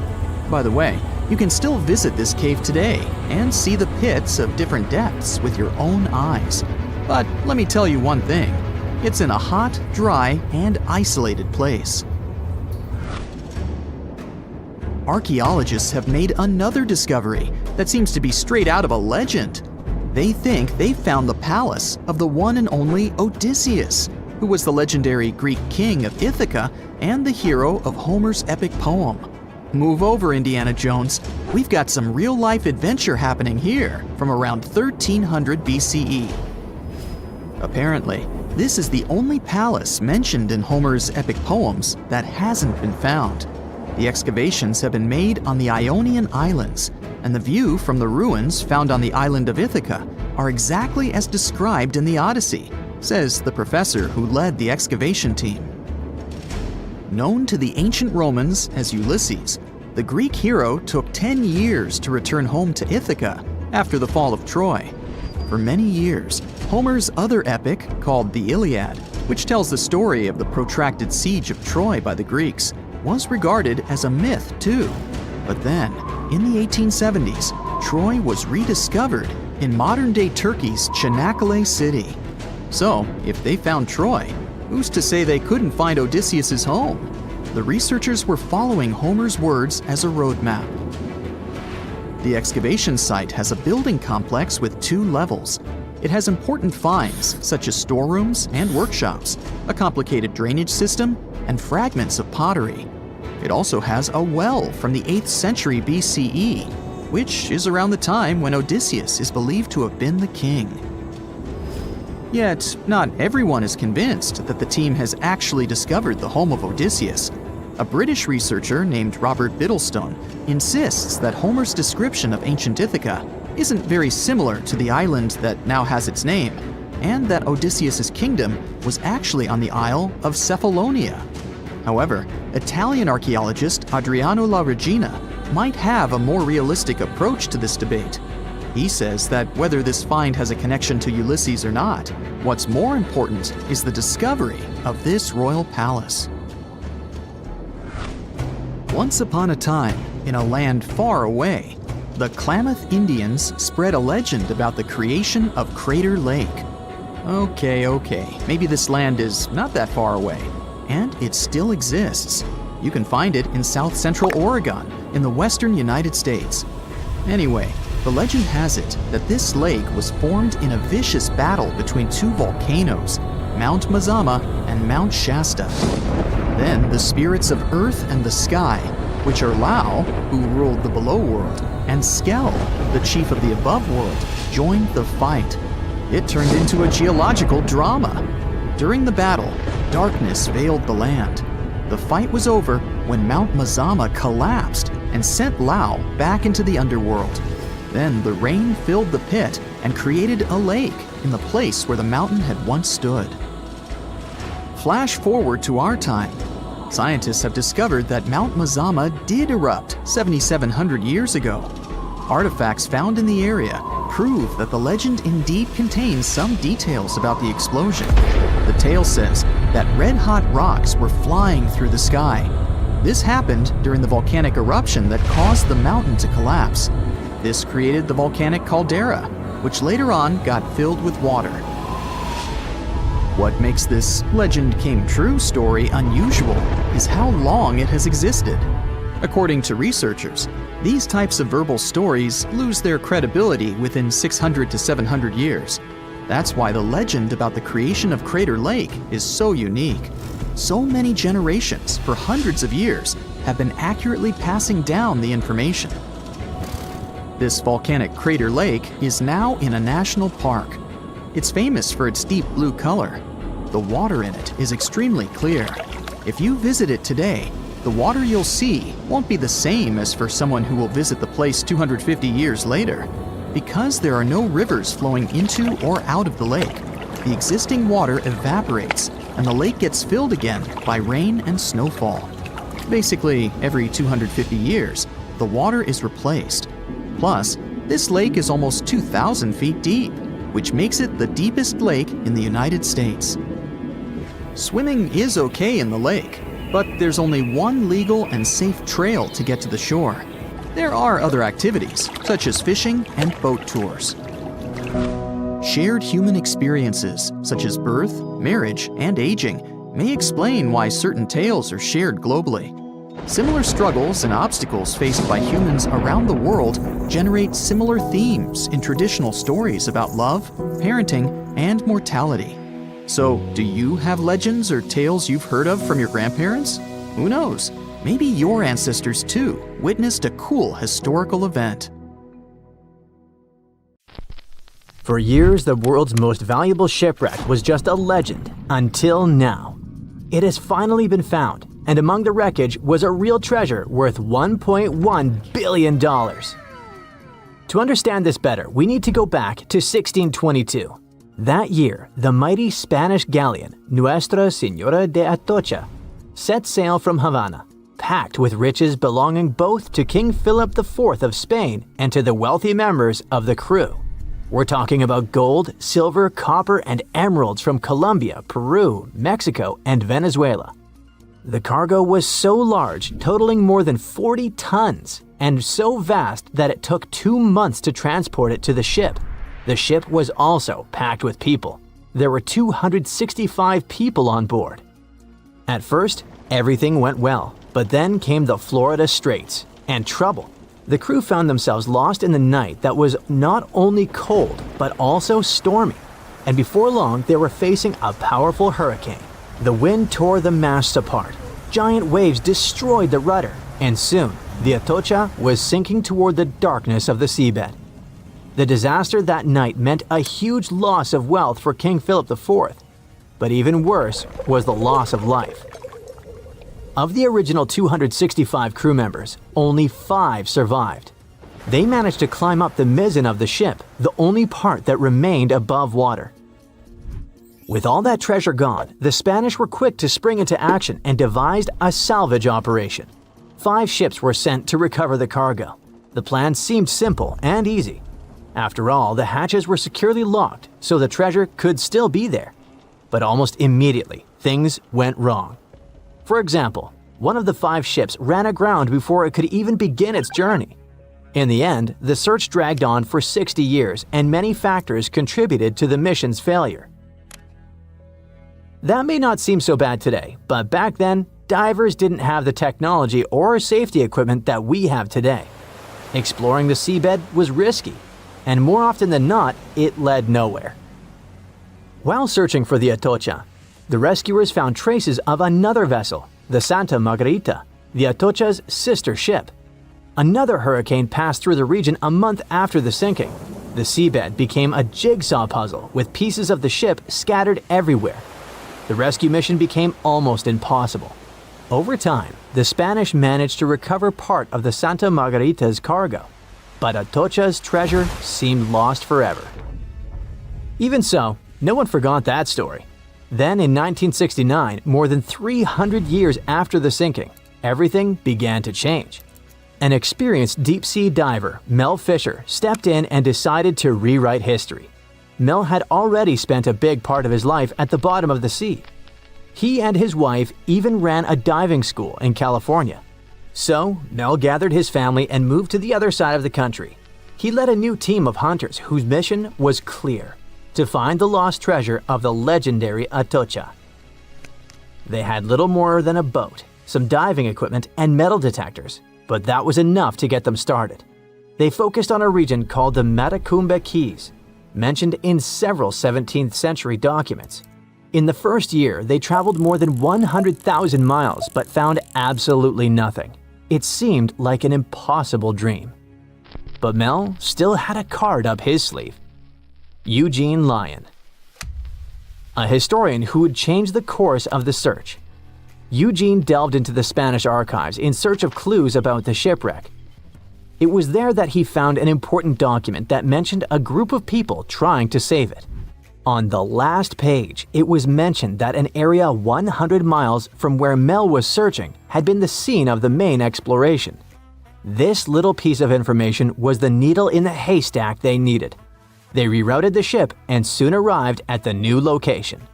But there was a challenge. That part of the ocean was deeper and the visibility there was almost zero. It was difficult to see your own hands. However, Mel knew how to deal with the adversities of diving and came up with a simple and brilliant solution. He installed 2 large tubes on the boat called letterboxes. Those tubes could be lowered in front of the propellers. The idea was ingenious. They sucked clean water from the surface and directed it to the bottom of the sea, exactly where the divers were. This technique not only cleared the murky water, but also helped to reveal objects that had been hidden for centuries. And still, the search took 16 years. During that time, Fisher found many lost items. Then, in 1971, they discovered a huge anchor. This was the first clue that they were close to finding the Atocha. In the following days, more objects appeared. Cups, swords, and ancient nails turned up. To keep everything organized, the team created a circular map. On it, they marked the exact location of each item they found. They also used radio transmitters on land and a receiver on the boat, which allowed them to know precisely where they were. The system was so efficient that it could measure the position with a margin of error of just 1 foot. Over time, a line began to form on the map, pointing to where the Atocha's main treasure might be hidden. They followed this trail for 2 years. Just when they were starting to lose hope, they found silver bars. It was the year 1973. This opened the door to much bigger discoveries. The silver alone was worth over $100,000, but the real treasure was yet to come. On July 20th, 1985, valuables that would be worth around $1.1 billion today were finally discovered in the main hull of the ship. The treasure included 180,000 silver coins, 24 tons of silver bars, 125 gold bars, a collection of pearls, and 66 pounds of emeralds. Some of these finds were priceless, not only because they were rare, but because of their history. The Atocha Cross, the Royal Orb, and the Atocha Ring, 3 royal artifacts, were found in near-perfect condition. The Atocha Cross was the most valuable of all the artifacts. It had 9 brilliant green emeralds set in 22-karat gold. a true treasure from the past, shining once again after centuries underwater. Soon after the discovery, the state of Florida thought, wait a second, we want a piece of that treasure. They went to court, demanding a whopping 25% of the value. A bitter legal battle ensued, and it lasted 8 years. It even went all the way to the Supreme Court. But in the end, treasure hunter Mel emerged victorious. He was even invited to The Tonight Show, showing off a massive gold chain found in the wreckage, wrapped around his waist like a belt. People called it the money chain, and for good reason. The find was so big that the wreck was declared the world's most valuable by the Guinness Book of Records in 2014. After the initial excitement, Mel sold some of the gems, but the bulk of the treasure remained in the family for a while. What was left was auctioned off. No one knows exactly how much the jewels were sold for, but one thing is for sure. Their value has skyrocketed over the years, and it's not just about the sparkle, it's about the legend that lives behind them. Today, these treasures are part of the particular Museo collection, the largest private collection of the Atocha artifacts in the world. And no, they're not for sale. But the good news is that you can still see them. They're on display, shining brightly in homage to Colombia's rich history and the famous mine from which they came. The people behind them say that these emeralds are as iconic as the rubies of Mogok or the sapphires of Kashmir. And honestly, they're right. Some places don't look important until the world realizes they hold the keys to the future. That's the case with Canada's Arctic. For most of history, it was just ice, snow, rocks, caribou, and even more ice. But now, it's about to become one of the most important places on Earth, and maybe make Canada a global superpower. Why? Because it's hiding minerals that power electric vehicles, satellites, and missile systems, while the demand is skyrocketing. However, it's not just mining and having resources, it's also about control. Right now, China has a massive head start because it refines over 90% of the world's rare earths. That means if you want to launch a satellite, manufacture advanced electronics, or even just keep the lights on in your fancy smart home, odds are you're relying on China. And that makes a lot of world powers very nervous. Because when everything's going electric, the last thing you need is being dependent on your geopolitical rival. So now, the global clean tech treasure hunt is officially on. The US, Europe, Japan, Australia, they're all competing. However, the latest technology and untapped potential might give Canada the upper hand. Canada's had these minerals for decades. But with low prices, tough terrain, and no global rush, they mostly stayed untouched. However, Ottawa is finally stepping up its game. Back in 2022, Canada rolled out the Critical Minerals Strategy with billions in funding and tax perks to get companies digging. There's also plans to build the necessary roads, ports, and power lines to tap into those remote deposits up north. Canada already produces more than 60 minerals and metals, but 31 of them are now considered critical. 6 of those are having VIP treatment: lithium, graphite, nickel, cobalt, copper, and rare earth elements. But digging it up is just step 1. The real plan? Keep it local. Melt that frozen treasure into shiny new batteries right at home. That means not just mines, but also refineries, processing centers, and high-tech factories popping up where there used to be nothing but snowdrifts and silence. While others are talking, Canada's busy paving roads and stringing power lines. Slowly but surely, they're turning snowfields into a high-tech playground. Getting to all that buried treasure used to be nearly impossible. After all, we're talking about land so remote that roads literally stop hundreds of miles too early. The ground is frozen solid for most of the year. And even if you found something valuable, just getting out was a logistical nightmare. So what changed? Canada has an ace up its sleeve. Don't know about you, but I use it mainly for making memes and music. But geologists? They're scanning the Arctic like it's Minecraft with X-ray vision. Instead of drilling blind, they're using decades-old core samples, plugging them into AI, and getting shockingly accurate predictions about what's underground. It's like upgrading from a pirate's treasure map to a GPS that actually says, "Dig here." Companies like Geologic AI and Cobalt Metals are already doing this, pouring data into AI and getting X marks the spot hits for nickel, cobalt, and rare earths. In the Northwest Territories, Canada is running a pilot lab that uses AI and digital scanning to reanalyze decades-old rock samples. The goal is to spot hidden mineral deposits that old methods might have missed without digging a single new hole. All that sounds great, but maybe I made it sound simpler than it is. Digging up the Arctic is a logistical nightmare. For starters, this isn't just a remote patch of land. The Canadian Arctic is huge. Almost half the country, stretching over Yukon, the Northwest Territories, and Nunavut. We're talking about a region larger than India, with fewer people than a small city. Most of it is permafrost, wilderness, or ice-covered islands scattered across the Arctic archipelago. Temperatures go from barely 50 degrees Fahrenheit during summer to negative 40 degrees Fahrenheit or colder, with ground that stays frozen for most of the year. Fun fact, did you know that negative 40 degrees happens to be the same as negative 40 degrees Celsius? It's the one temperature where both scales intersect. They climb at different rates, but eventually cross paths when it gets cold enough. Just a small trivia nugget for weather nerds like me. Anyways, you can't just roll in a truck and break ground in the Arctic. Up there, roads just stop. Want to build something? It can take years, and one nasty winter can put everything on ice. And if you want to continue up north, you need more of everything. More food, more fuel, more machines, which means even more money. Speaking of money, another chilling fact is how much this all costs. Mining in the far north is way more expensive than doing it in, say, Australia or Chile. An AI might tell you where the minerals are, but people and big machines still have to dig, and that costs a fortune. But that's not all. Most of the Canadian North is Indigenous land.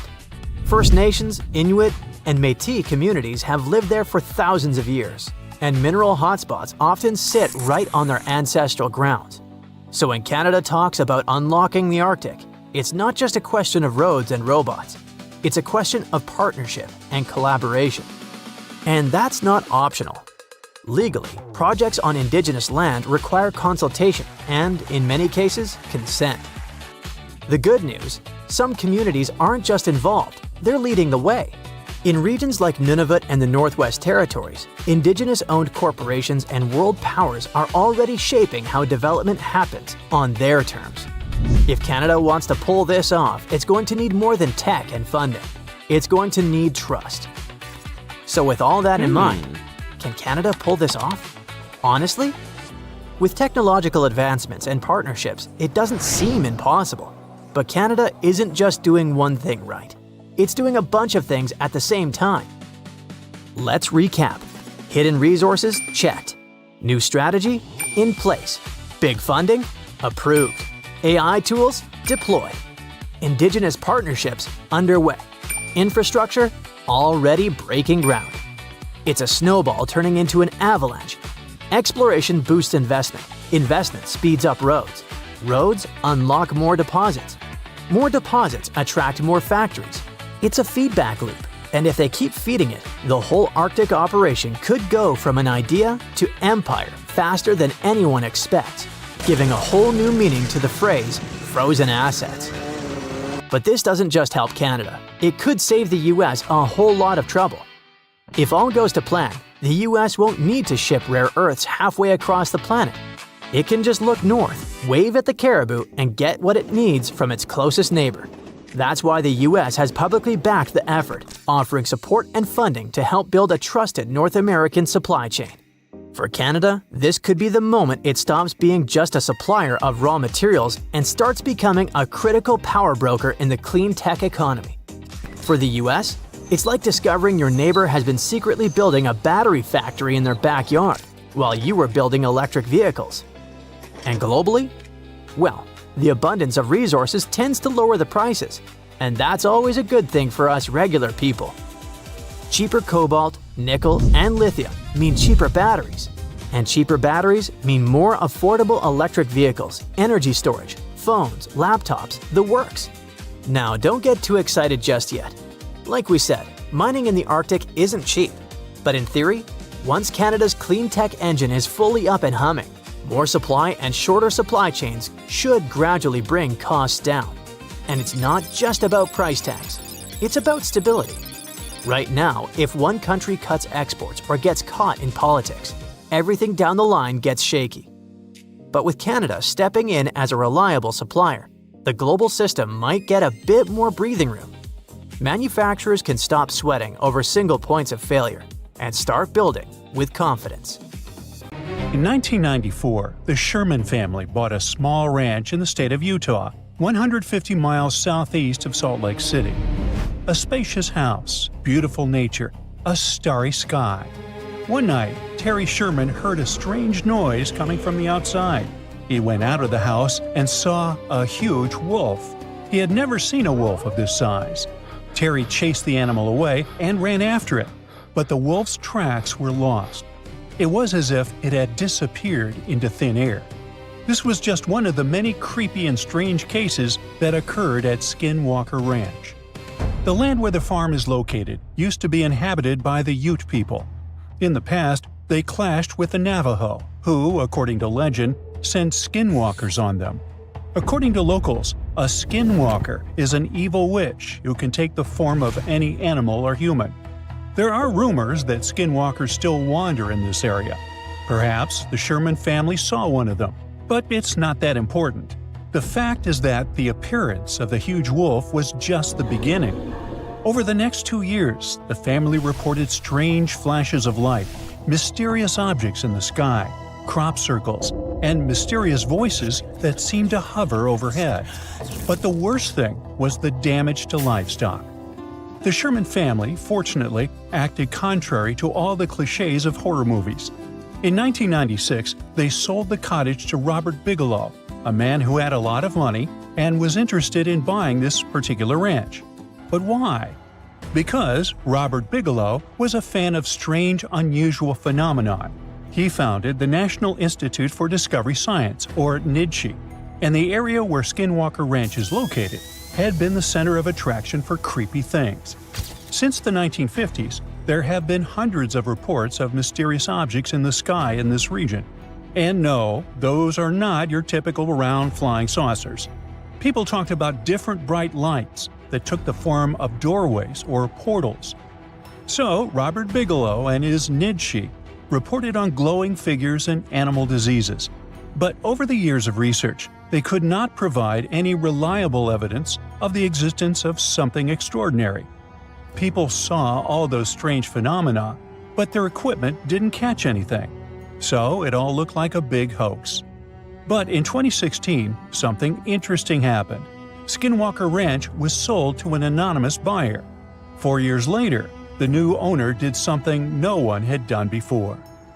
Now imagine how cool it would be if all the strange phenomena were recorded not on old video cameras with poor quality, but on cool equipment with high-resolution video recording, powerful microphones, thermal imagers, and sensors. And what if you could also watch a live broadcast using this equipment? Well, that's exactly what the new rancher did. His name is Brandon Fugel, a real estate mogul from Utah. He not only bought the ranch, but also signed a contract with the History Channel to create a show, The Secret of Skinwalker Ranch. The point of this project is to apply a scientific approach to unexplained phenomena.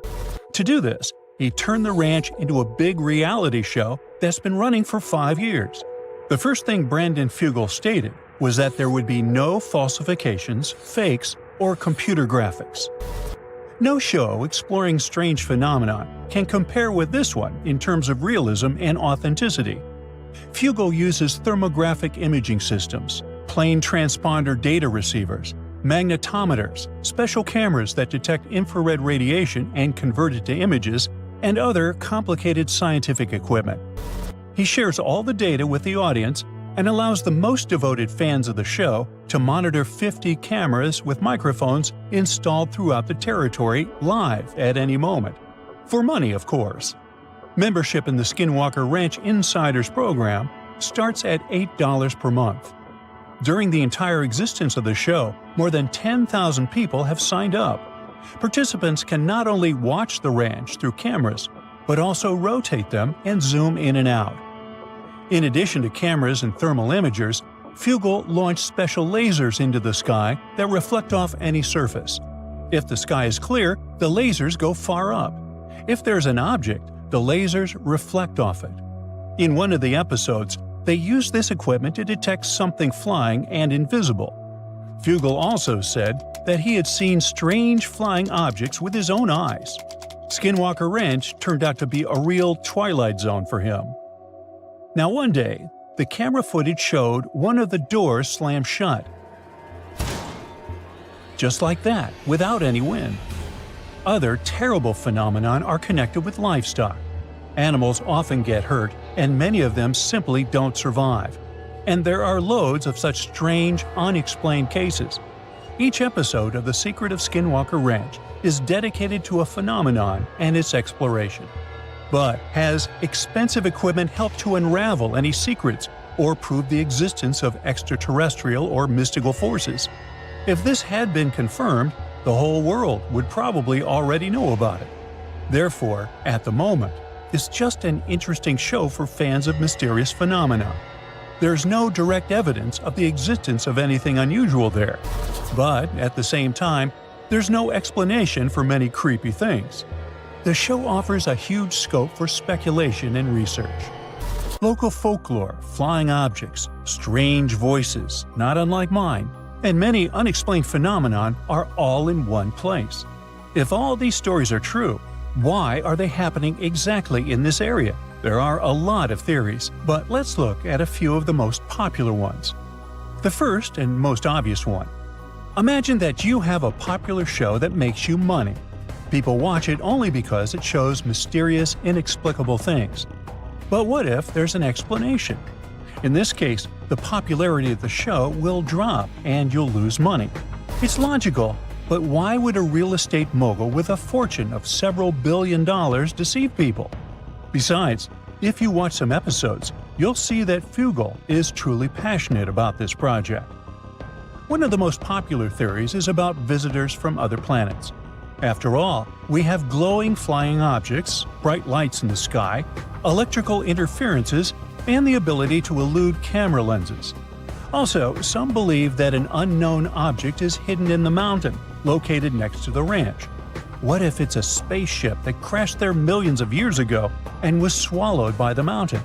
It may be emitting bizarre radiation that drives animals crazy and causes hallucinations in humans. A popular, but a rather banal version. Let's move on. The next theory is similar to the previous one, but instead of guests from another planet, it speaks about guests from another dimension. Ooh. Meet the multiverse version. Some unknown creatures from another reality come here, explore this ranch, and leave. This theory explains why some flying objects in the sky look like portals. Those portals may cause malfunctions in electrical appliances. There's one weak point in this theory. Why do these portals appear on the lonely ranch and nowhere else? A strange choice of travel for the residents of other dimensions. Now, the most likely theory belongs to a neuroscientist who claims that all the oddities on the ranch are connected to the geophysical force of the planet. Seismic activity, geomagnetic fields, and shifts in tectonic plates can affect some parts of the human brain responsible for hallucinations. Electromagnetic forces can also affect the stable operation of electrical appliances. So, perhaps all the oddities of this place are the result of increased seismic activity. Glowing lights, giant wolves that leave no footprints, and voices in the air can be a massive hallucination. But if this is true, why doesn't anything similar happen in other places with seismic activity? This idea leads to another theory related to electromagnetic interference. This phenomenon incapacitates batteries, drones, microphones, video cameras, and other equipment. Perhaps it affects the human brain too. But what about those poor affected animals? There are still too many unanswered questions, so stay tuned.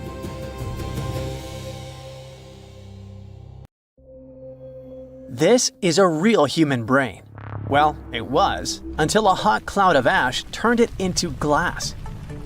This crazy transformation happened almost 2,000 years ago, when Mount Vesuvius decided it was a good day to erupt and destroy cities like Pompeii, Atlantis, and Herculaneum. This particular brain belonged to a young man who lived in 79 CE in Herculaneum.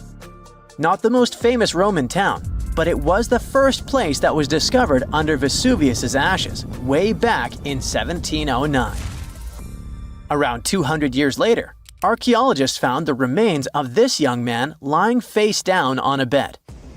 All the smoke and ash probably made him disoriented, so while most of the citizens of Herculaneum rushed to the shore, hoping to be rescued, the brain guy ended up trapped inside a building and passed out.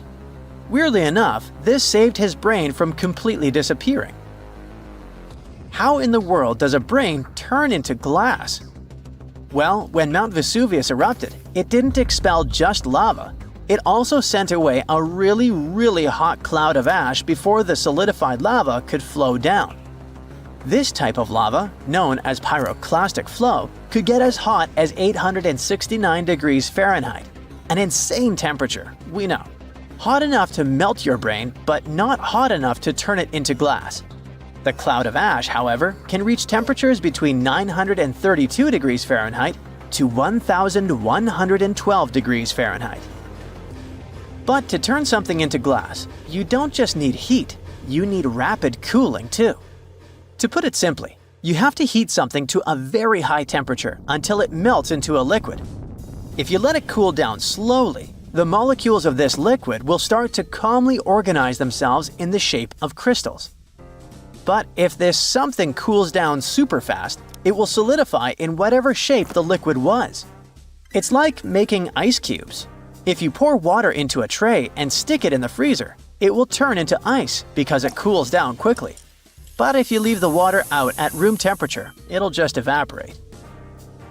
This means that the brain melted due to a really high temperature, but before it could crystallize, for example, or just boil away, it got really cold. The flow from the eruption was not hot enough for this to happen, but the cloud of ash that reached town before the pyroclastic flow was hot enough to start this process, and fast enough to leave just at the right time. To figure out the exact temperature needed for this brain-to-glass transformation, scientists used a technique called differential scanning calorimetry. This fancy name basically means that they heat up glass shards to see when they start to change shape. They discovered that the cloud of ash had to be exactly 950 degrees Fahrenheit hot for the brain cells to start melting.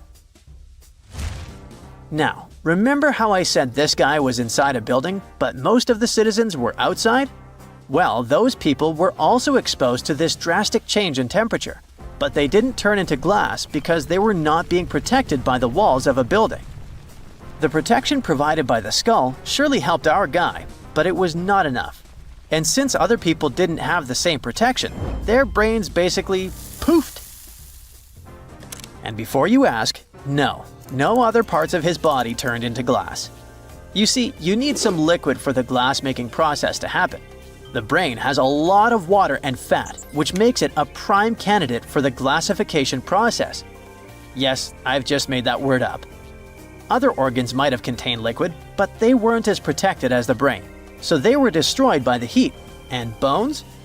Well, bones don't have enough liquid, so they just remained the same. The ones that didn't char, anyway. When the brain turned into glass, it looked a lot like an obsidian stone, a type of volcanic glass formed by the cool lava of a volcano. Even the forensic archaeologist who discovered this glassified brain thought it was just a stone at first. He was studying the bones of our hero when he noticed something shining inside of his skull, right in the middle of all the volcanic ash that filled it. To his surprise, this thing was way more fragile than obsidian and smaller too, with some fragments being only a few millimeters large.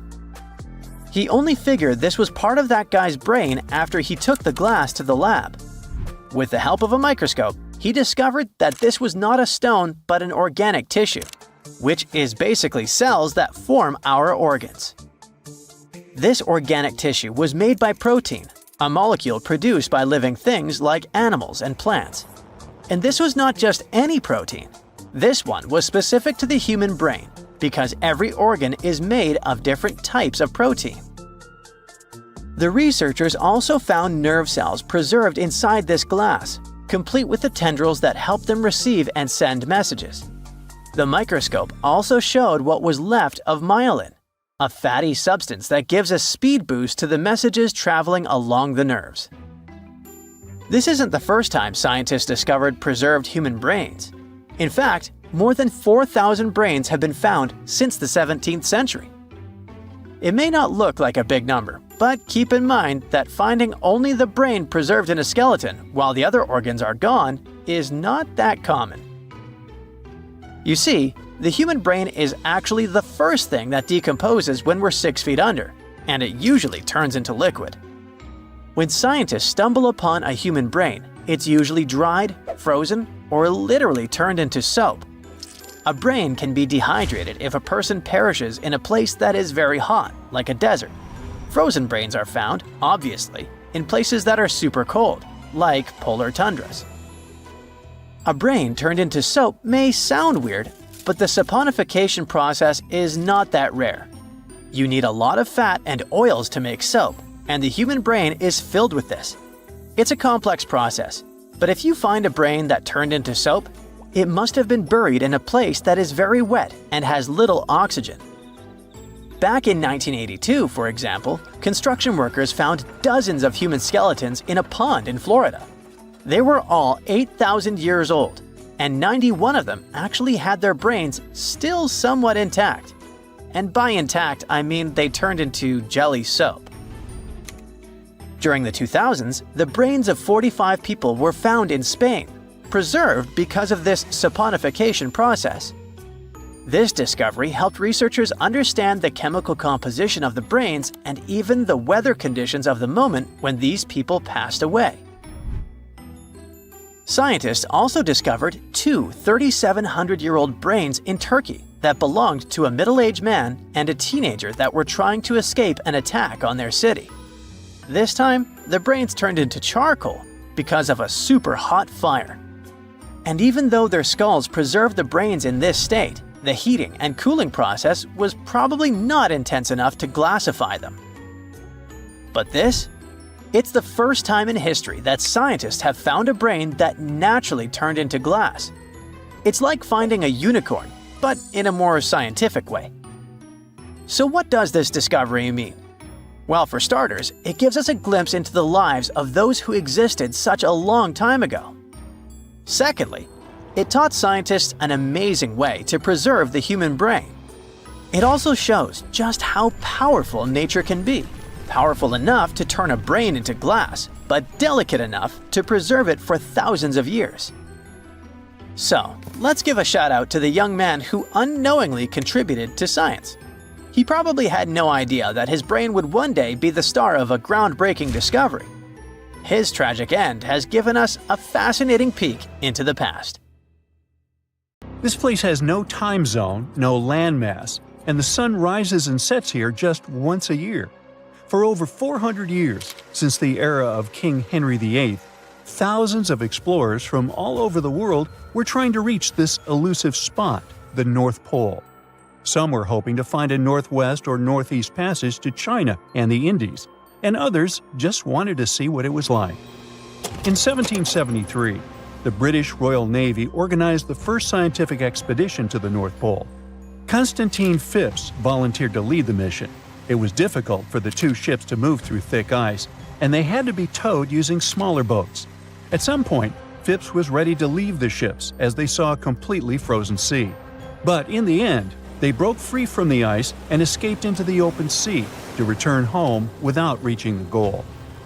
In 1882, American explorer James Booth Lockwood managed to get closer to the goal than anyone else.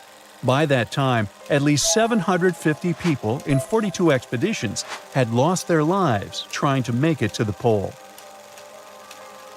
On the 7th of September, 1909, The New York Times came out with a sensational front page. Perry discovers the North Pole after 8 trials in 23 years. Robert E. Perry, an American explorer, claimed to have reached the North Pole in April of the same year.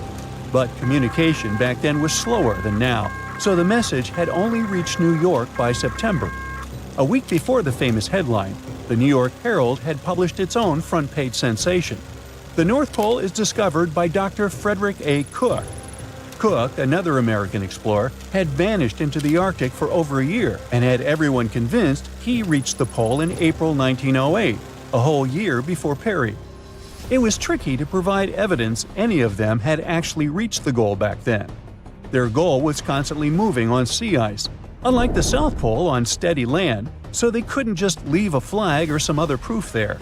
A travel diary full of details of the journey, including daily distances, the position of the stars, and the like, would probably do as evidence. But neither Cook nor Perry were able to provide any of this backup information. So each of them started a campaign to prove they were honest and trustworthy. Perry was mentioned as the North Pole discoverer until 1988. That's when the National Geographic Society revisited the evidence and found that his records really didn't prove his claim. Cook's claim was neither proven nor disproven. Australian-born British explorer Sir Hubert Wilkins went on his first expedition to the North Pole in 1913. That's when he got the idea to reach the goal by submarine. In 1931, he borrowed a special submarine named O-12 from the U.S. Navy. The future mission had 2 goals: to do scientific experiments while floating on ice and moving underwater, and to reach the North Pole by traveling beneath the ice. They planned to study the weather, take temperature measurements, and collect water samples from both the surface and the sea floor. The submarine Sir Hubert used was brought to a shipyard in New Jersey to be modified. They added the latest scientific equipment and changed the outside so the submarine could travel under the ice. On March 16th, the submarine left the shipyard to start its journey to the Brooklyn Navy Yard in New York. But even before leaving the Delaware River, they faced delays. A snowstorm forced them to stop at the Philadelphia Navy Yard, and they had to stop again to get more fuel. When the submarine was entering New York Harbor, a crew member who was just 27 years old fell overboard and drowned.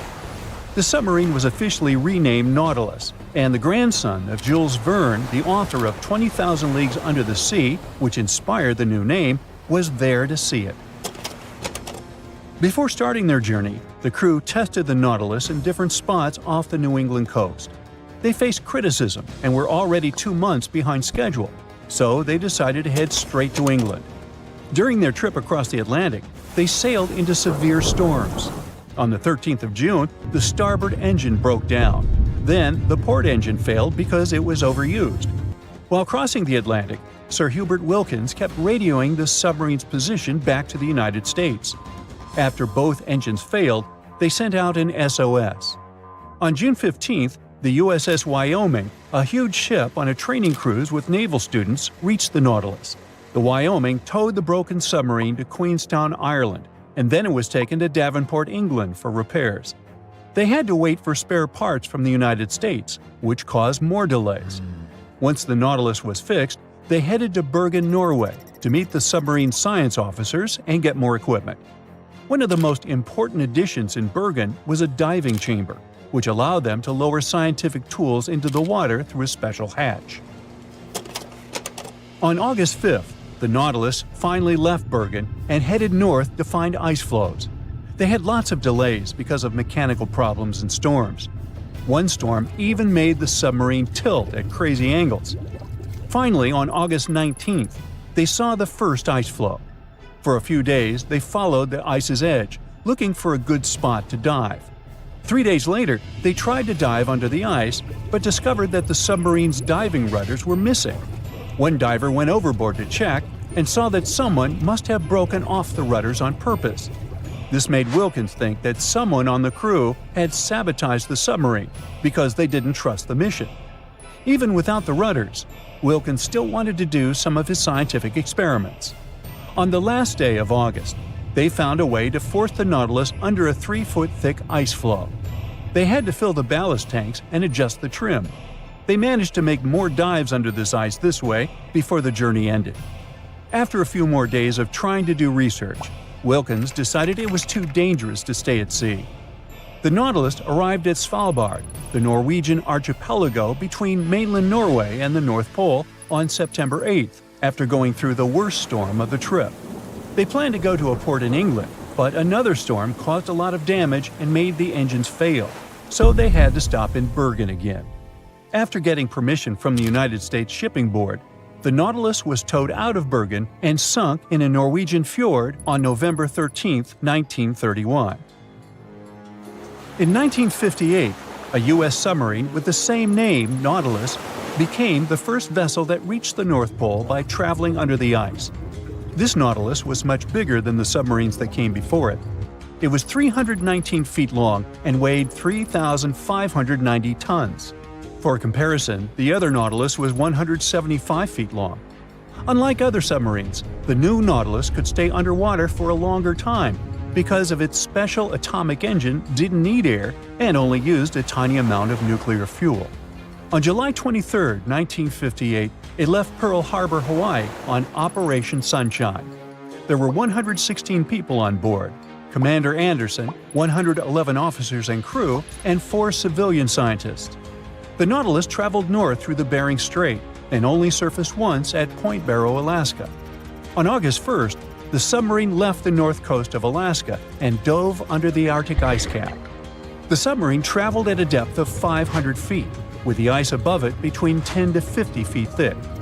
At 11:15 p.m. on August 3rd, Commander Anderson told his crew, "For the world, our country, and the Navy, the North Pole." And the Nautilus went right under the North Pole without stopping. On August 5th, the submarine came up in the Greenland Sea, and then 2 days later, it finished its historic trip in Iceland.